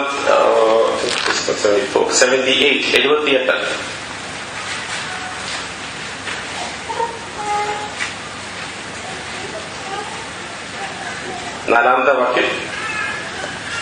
നാം അവരുടെ മക്കളോട് അവരെ മറച്ചു വയ്ക്കാതെ. എന്ത് തൊട്ട് മേളത്തെ വാക്കിനെ വായിച്ച് നാം അവയെ കേട്ടറിഞ്ഞിരിക്കുന്നു. എന്താ അതിന്റെ തൊട്ട് മേളത്തെ വായിച്ച് ഞാനൊരു ഉപമ പ്രസ്താവിക്കുവാൻ വായ തുറക്കും. പുരാതന കടങ്കഥകളെ ഞാൻ പറയും. നാം അവയെ കേട്ടറിഞ്ഞിരിക്കുന്നു. നമ്മുടെ പിതാക്കന്മാർ നമ്മോട് പറഞ്ഞിരിക്കുന്നു. നാം അവരുടെ മക്കളോടും അവയെ മറച്ചു വയ്ക്കാതെ വരുവാനുള്ള തലമുറയോടും യഹോവയുടെ സ്തുതിയും ബലവും അവൻ ചെയ്ത അത്ഭുത പ്രവൃത്തികളും വിവരിച്ചു പറയും. അപ്പം മാതാപിതാക്കളായ നമ്മൾ എന്തൊക്കെ കാര്യങ്ങൾ അവരോട് പറയണം? ഇന്നലെ ഞങ്ങൾക്ക് വാർഡിൽ ഇങ്ങനെ ഒരു പ്രോബ്ലം ഉണ്ടായിരുന്നു. പ്രോബ്ലം ദൈവത്തോട് പ്രാർത്ഥിച്ചു, കർത്താവ് എന്നെ സഹായിച്ചു. വളരെ പ്രാക്ടിക്കലായിട്ടുള്ള കാര്യമാണ്, വളരെ പ്രാക്ടിക്കലായിട്ട് കാര്യമാണ്. ഇത് കുഞ്ഞുങ്ങളുടെ ലൈഫിലും അപ്ലൈ ചെയ്യും. അപ്പം ഇവിടെ പറഞ്ഞിരിക്കുന്ന കാര്യങ്ങളിലാണ് telling to the generation come praise of the Lord his and his strength his wonderful works that he has done. അവൻ ചെയ്ത അത്ഭുത പ്രവൃത്തികളെ കുറിച്ച് നമ്മൾ വിവരിച്ചു കൊടുക്കണം. എന്റെ ജീവിതത്തിൽ ചെയ്ത് ദൈവവചനത്തിൽ ചെയ്ത് നമ്മൾ ആവർത്തിച്ച് ആ കാര്യങ്ങൾ നമ്മൾ അവരോട് പറഞ്ഞു കൊടുക്കണം. That should happen in your prayer time. ഒരു കുടുംബ പ്രാർത്ഥനയ്ക്ക് ഒന്നിച്ചിരിക്കുമ്പോൾ നമുക്ക് ഒന്നിച്ച് പറഞ്ഞു കൊടുക്കാൻ പറ്റുന്ന കുഞ്ഞുങ്ങൾക്ക് 2-3 പിള്ളേരൊക്കെ ഉള്ളവരെ സംബന്ധിച്ചിടത്തോളം നമുക്ക് ഒന്നിച്ച് പറഞ്ഞു കൊടുക്കാനായിട്ട് നമുക്ക് വളരെ യൂസ്ഫുൾ ആയിട്ടൊരു കാര്യമാണ്. See, there are 1 or 2 verses very particularly അപ്പോസ്തലൻ പൗലോസ് യൂസ് ചെയ്തിട്ടുണ്ടായിരുന്നു. നമുക്ക് ആ വാക്യം നോക്കി. എഫേഷ്യൻസ് 6-ാം അധ്യായത്തിന്റെ 4-ാമത്തെ വാക്യം. Ephesians chapter 6 verse 4.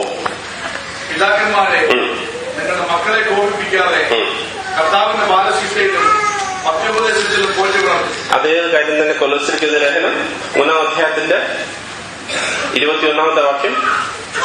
പിതാക്കന്മാരെ, നിങ്ങളുടെ മക്കൾ അധൈര്യപ്പെടാതിരിക്കേണ്ടതിന് അവരെ കോപിപ്പിക്കരുത്. അവരെ കോപിപ്പിക്കരുത്, അല്ലെങ്കിൽ അവരെ ഡിസ്കറേജ് ചെയ്യരുത്. നമ്മുടെ ഈ ശിക്ഷണം എന്നൊക്കെ നമ്മൾ പറയുമ്പോഴത്തേക്കും it is not to discourage them. ഒരു കാര്യം നമ്മൾ മനസ്സിലാക്കണം, നമ്മൾ അവരെ ഡിസ്കറേജിങ് ഫാക്ടർ ആണെങ്കിൽ ആരാണ് അവരെ എൻകറേജ് ചെയ്യുക? നിങ്ങളുടെ കുഞ്ഞുങ്ങളെ കുറിച്ച് എപ്പോഴും ചിലർ നീ പഠിക്കാൻ കൊള്ളത്തില്ല, നീ അത് ചെയ്യത്തില്ല, ഇത് ചെയ്യത്തില്ല, എപ്പോഴും നെഗറ്റീവ്. വീട്ടിൽ ഒരൊറ്റ കാര്യമുള്ളൂ, നിങ്ങൾ അത് കൊള്ളത്തില്ല, അങ്ങനെ കണ്ടോ, ഇത് കണ്ടോ, നെഗറ്റീവ് തന്നെ പറഞ്ഞുകൊണ്ടിരിക്കുന്ന അമ്മമാരുണ്ട്, അപ്പന്മാരുണ്ട്. അങ്ങനെയുള്ള വ്യക്തികളാണ് ഞാൻ ചോദിക്കുന്നത്, when somebody will get giving that encouraging words. അപ്പൊ വീട്ടിൽ നമ്മൾ കുഞ്ഞുങ്ങളെ കുറിച്ച് പറയുമ്പോൾ ഒരു കാര്യം നമ്മുടെ കുഞ്ഞുങ്ങളെ കുറിച്ച് നന്നായിട്ട് അറിയേണ്ട ഒരു കാര്യമുണ്ട്. ദൈവത്തിന് ഓരോരുത്തരെ കുറിച്ചും ഓരോ സ്പെസിഫിക് പർപ്പസാണ്. ഇപ്പൊ എന്റെ നമ്പർ 1 അല്ല നമ്പർ 2, നമ്പർ 2 അല്ല നമ്പർ 3. അവർക്ക് 3 പേർക്കും 3 പർപ്പസാണ്, 3 കാര്യങ്ങളാണ്, 3 നേച്ചറാണ്. ദൈവം അവരെ ഉണ്ടാക്കിയിരിക്കുന്നത് അങ്ങനെയാണ്. ഞാൻ 1ാമത്തെ ആള് 2ാമത്തെ ആളിനെ പോലെ, 2ാമത്തെ ആള് 3ാമത്തെ ആളിനെ പോലെ ആവണമെന്ന് ഞാൻ ശ്രദ്ധിച്ചാൽ ദൈവം പറയാം അങ്ങനെയല്ല, ഞാൻ അതിനെ സൃഷ്ടിച്ചിരിക്കുന്നത് ഇങ്ങനെയാണ്. അപ്പൊ നമ്മൾ അതിനെ മറ്റേതാക്കാനായിട്ട് ശ്രമിക്കരുത്. ഒരു പക്ഷേ ചിലപ്പോൾ 1ാമത്തെ കുട്ടി ചിലപ്പോൾ നല്ല ബ്രൈറ്റ് ആയിരിക്കും, 2ാമത്തെ കുട്ടി വേറൊരു കാര്യത്തിൽ ബ്രൈറ്റ് ആയിരിക്കും, 3ാമത്തെ കുട്ടി ചിലപ്പോൾ ഇതൊന്നും ചെയ്യുന്ന ഒരു വ്യക്തി ആയിരിക്കത്തില്ല. അപ്പോഴത്തേക്ക് നമ്മൾ പറയാം, ചേട്ടനെ കണ്ടോ, അനിയത്തിയെ കണ്ടോ. ഇങ്ങനെ നമ്മൾ കമ്പയർ ചെയ്തുകൊണ്ടിരുന്നാൽ what we are basically doing is നമ്മുടെ കുഞ്ഞുങ്ങളുടെ ഉള്ളിൽ തന്നെ ഒരു വിദ്വേഷം ഉണ്ടാകും.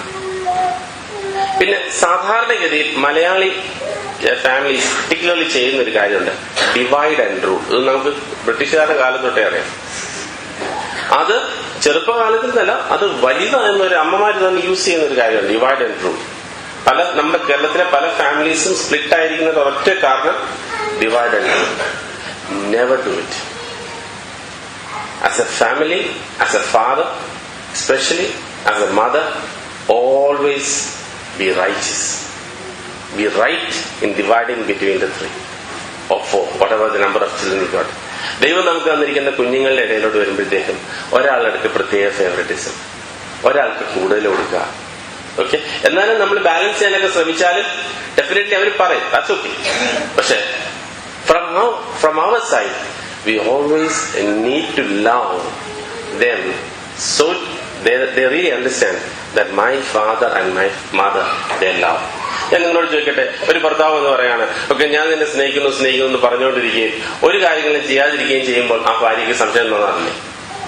എടാ പറയുന്നുണ്ട്, പക്ഷേ കാര്യമായിട്ടൊന്നും കാണുന്നില്ല. അപ്പോ ഇവിടെ സാധാരണ രീതിയിൽ നമ്മൾ ചെയ്യേണ്ട ഒരു കാര്യം എന്ന് വെച്ച് കഴിഞ്ഞാൽ, കുഞ്ഞുങ്ങളാണെങ്കിൽ show them that you love them. Really നിങ്ങൾ കാണിക്കണം. How do you going to really love them? അതൊരു പക്ഷേ ഒരു വൺ ഓഫ് ദ ഫാക്ടേഴ്സ് ആണ് അവരുടെ കൂട്ടത്തിൽ ഇരുന്ന്.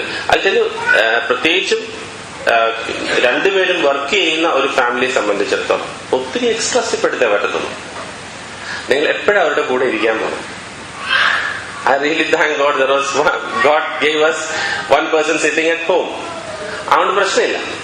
പക്ഷെ അതുകൊണ്ട് അവരുടെ കാര്യങ്ങൾ കേൾക്കാൻ ഒരാളുണ്ട്. ഞാൻ നിങ്ങളോട് ചോദിക്കട്ടെ, നിങ്ങൾ എത്ര നേരമാണ് ഒരാഴ്ച നിങ്ങളുടെ കുഞ്ഞുങ്ങളുടെ കൂടെ ഇരുന്ന് അവർ പറയുന്ന കാര്യങ്ങൾ കേൾക്കും? Okay, sit with them, trying to understand their problem. Try to take lonely walk with each one. ഇപ്പൊ നിങ്ങൾക്ക് 2 പിള്ളേരുണ്ടെന്നുണ്ടെങ്കിൽ ഒരാളുടെ കൂടെ പതുക്കെ, പ്രത്യേകിച്ച് പിതാക്കന്മാരൊക്കെ ആണെങ്കിൽ ഒരാളെ കൊണ്ട് കടയിൽ പോവാം. വളരെ പ്രാക്ടിക്കലായിട്ടുള്ള കാര്യമാണ്. Doctor remember the school. വീട്ടിൽ പറയാത്ത പല കാര്യങ്ങളും അന്നേരം പറയും. തമാശ പറഞ്ഞാൽ ട്രൈ ചെയ്ത് നോക്ക്.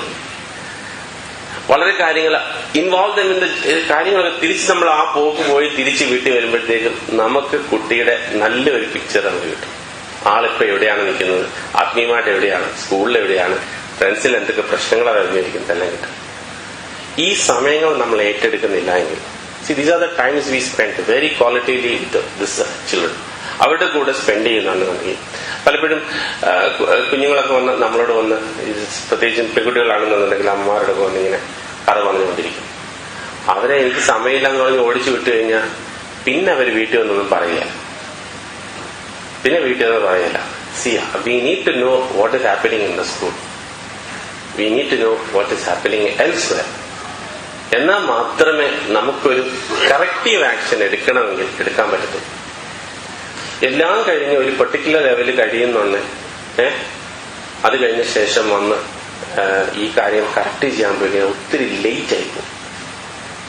ഞാൻ വേറൊരു കാര്യം ഞാൻ പറയാം. ഇപ്പൊ ഫോർ എക്സാമ്പിൾ, ഐ റിമെമ്പർ ഞങ്ങളൊരു വീട്ടിലുള്ളൊരു കുട്ടിയെ തന്നെയാണ്, പുള്ളിയുടെ കാര്യം തന്നെ. ആ കുട്ടിയുടെ അമ്മയുടെ വിളിച്ചു പറഞ്ഞു, അമ്മ ഇന്ന പോലൊരു പ്രോബ്ലം സ്കൂളിലുണ്ട്, പക്ഷെ we don't tell the names of the persons. They said, no, my kid can never do that. എന്റെ കുട്ടി ഒരിക്കലും ആ നിലയിൽ ചെയ്യത്തില്ല. We believe our kids too much. നമ്മൾ ചിന്തിക്കുന്നത് നമ്മുടെ കുഞ്ഞുങ്ങളെല്ലാം എന്താണ്, ഏഞ്ചൽസ് ആണ്, പെർഫെക്റ്റ് ആണ്. We always think that. കൺകുഞ്ഞു പെൺകുഞ്ഞു എന്ന് പറയുന്നത് പോലെ എപ്പോഴും we think they are the best.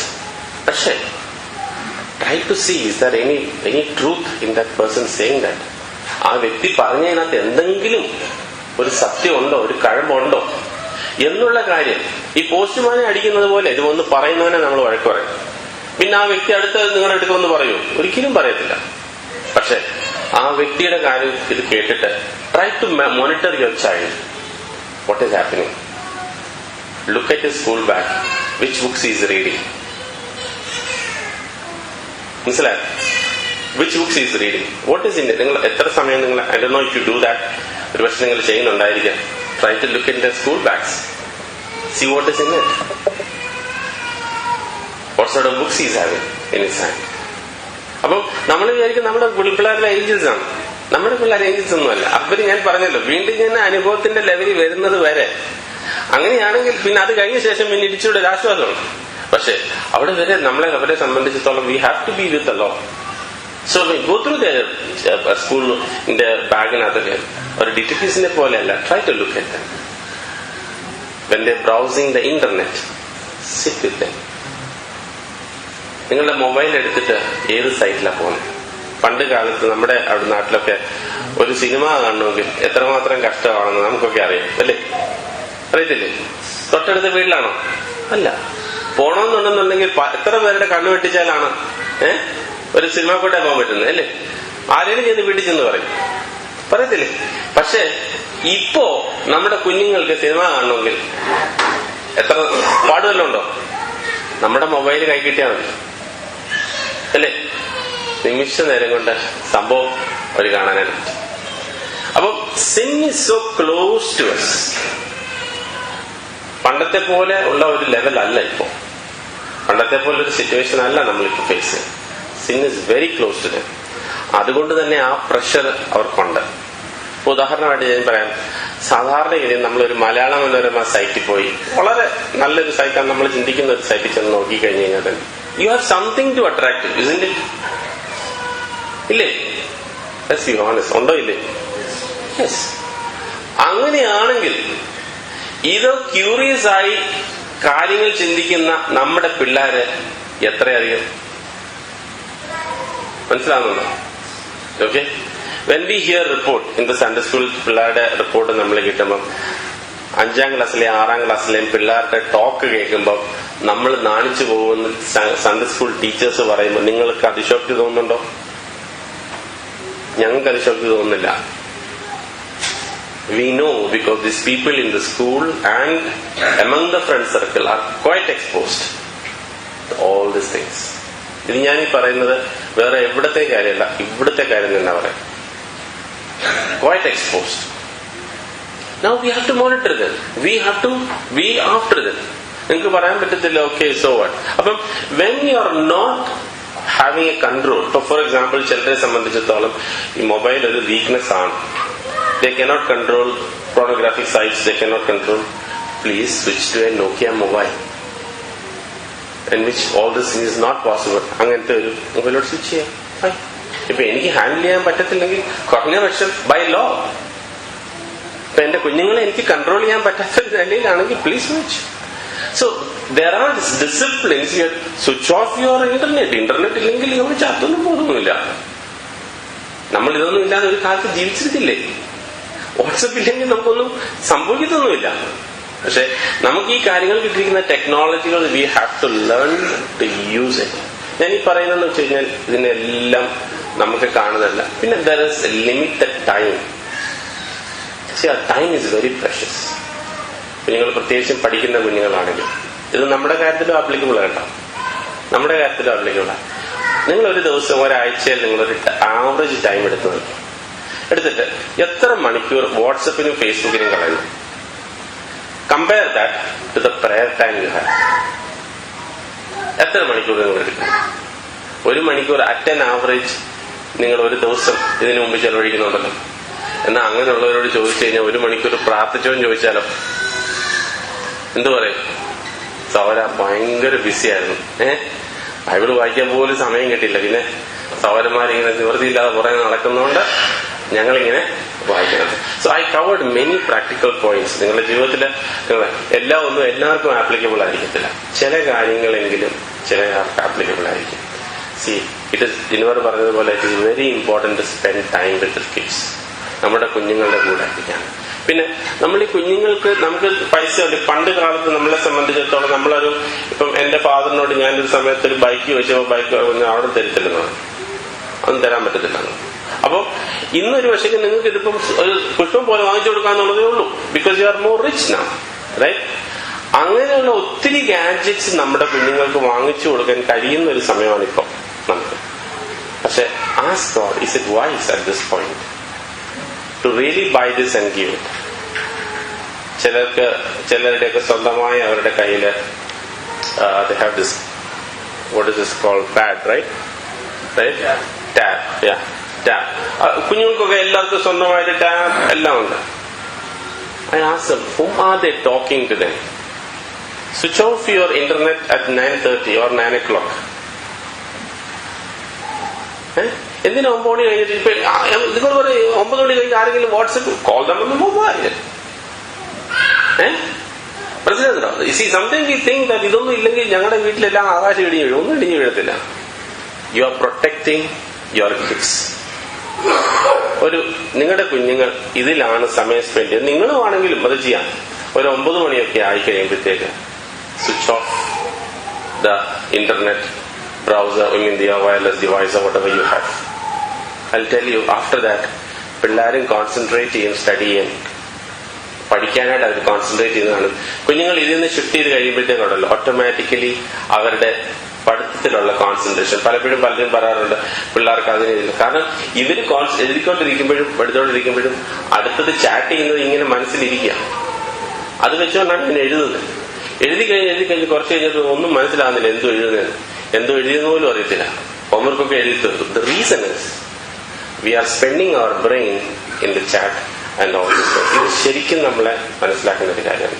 So practically let me tell you, please go through your friendship. അവരുടെ ഫ്രണ്ട്സ് ആരോടാണ് ഇവർ കൂടുതൽ സമയം സ്പെൻഡ് ചെയ്യുന്നത്? Talk to them, understand them. ഇതെല്ലാം പിറ്റ്ഫോൾസ് വീഴാനുള്ള അനേക സാധ്യതകൾ ഉള്ളത് കൊണ്ടാണ് ഞാൻ നിങ്ങളോട് ഇത് പറയുന്നത്. Talk to them and understand them. പ്രത്യേകിച്ചും ഗേൾസ് ആണെന്നുണ്ടെങ്കിൽ speak to them. What sort of calls you get. Try to listen to their calls.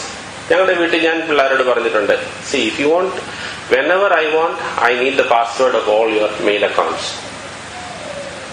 ഞാൻ പറയാം അതവിടെ എഴുതി കൊടുത്തേരെ. നിങ്ങൾക്ക് പേഴ്സണലായിട്ട് നിങ്ങൾക്ക് മെയിൽ അക്കൗണ്ട് ഉണ്ടാകുന്ന ഒരു സമയമുണ്ട്. when you are married and gone, it's fine, do it. പക്ഷെ till then we will have your account. Okay, we will control. What is happening with us, which side you are going. ചില സമയത്ത് പറഞ്ഞു ഇതില്ലാതെ ജീവിക്കാൻ പറ്റത്തില്ല. I removed the tab and I said you're not going to get it for weeks now. ടാബില്ലെങ്കിൽ എന്നാ പറ്റും? ഒന്നും പറ്റത്തില്ല. ഒരാഴ്ചയിൽ ചാറ്റ് ചെയ്തില്ലെങ്കിൽ എന്നാ പറ്റും? ഒന്നും പറ്റത്തില്ല. So do that control. So ഇതാണ് നമ്മൾ പറഞ്ഞത്. ചില സമയത്ത് നമ്മൾ വളരെ ലൈറ്റായിട്ട് അവരോട് ഇടപെട്ട് കഴിയുമ്പോഴത്തേക്ക് അവരും ആ കാര്യങ്ങൾ കണ്ടാകും. പക്ഷെ വളരെ സ്ട്രിക്റ്റ് ആയിട്ട് കേട്ടോ നമ്മൾ അവരോട് ഡീൽ ചെയ്ത് കഴിയുമ്പോഴത്തേക്ക് there are certain things which we can really emphasize in that. So I think I covered most of the things which I wanted to cover. Another thing is that appreciate them. അവരെന്തെങ്കിലും ഒരു നല്ല കാര്യങ്ങൾ ചെയ്താൽ വേറെ ആരും appreciate ചെയ്തില്ല. You should appreciate them. Okay? I don't know how you're going to do it. Maybe you give them a kiss, or you say give them some gifts. It depends on your money or whatever you have. Okay? ദൈവം നിങ്ങൾക്ക് തന്നിരിക്കുന്നതാണ്. Appreciate them. Yeah, it's not good. Even if it is not really good, give a good word of it. നിങ്ങൾക്കറിയാം ഒരു പക്ഷെങ്കിൽ compared to so and so it may not be that good, but give a good word of it. പല സമയത്തും നമ്മൾ വളരെ നെഗറ്റീവാണ്. അത് കുഞ്ഞുങ്ങളെ വല്ലാതെ ബാധിക്കുന്ന ഒരു കാര്യമാണ്. അതുപോലെ തന്നെയാണ് നമ്മൾ ഈ സംബന്ധിച്ചിടത്തോളം വെനെവർ ദേ ആർ ഫെയിലിംഗ്. ഞാൻ കഴിഞ്ഞ ആഴ്ച ഒരു പിതാവിനോട് സംസാരിച്ചുകൊണ്ടിരുന്നപ്പോൾ ഞാൻ പറഞ്ഞു, I come to a point I want to remove the child out of. അതിനെ പറ്റത്തില്ല, അവന് ഞങ്ങൾ സ്ഥലം വിട്ടു പോവുക, അതാണ് അതിന്റെ ഒരു ഓപ്ഷൻ എന്ന് ചിന്തിക്കുന്ന ഒരു കാലഘട്ട ഒരു സമയത്തിലേക്കാണ് ആ പുള്ളി വന്നത്. It's a headache for me, I don't know what to do. എന്താ കാരണം? ഒരു കാര്യമുള്ളൂ. ഇനി ഇതിനോട് പറഞ്ഞൊരു കാര്യം ഞാൻ പറയാം. When he was in the 8th grade or 9th grade, he fought with his sir. 9th ക്ലാസ്സിൽ his father was saying, അത് കഴിഞ്ഞതിന് ശേഷം there was a twist. അവന്റെ ലൈഫിൽ ടോട്ടൽ ഒരു ട്വിസ്റ്റ് ആയിരുന്നു.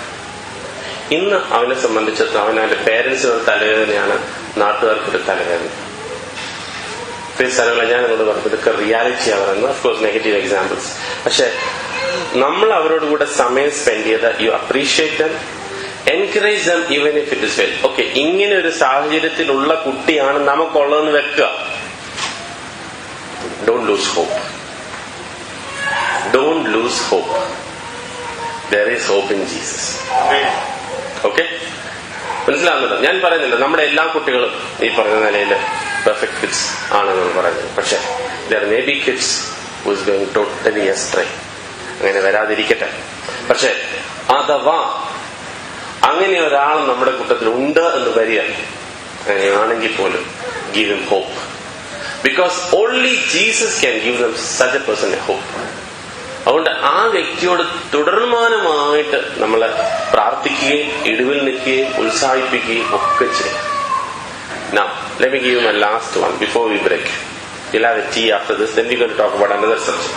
പക്ഷേ അതിന് മുമ്പ് let me tell you, ഞാൻ മദ്യപാനിയാണെങ്കിൽ ഞാൻ എന്റെ കൊച്ചിനോട് എങ്ങനെയാ പറഞ്ഞ മദ്യം കഴിക്കുന്നത്? പറയാൻ പറ്റും? പറ്റത്തില്ല.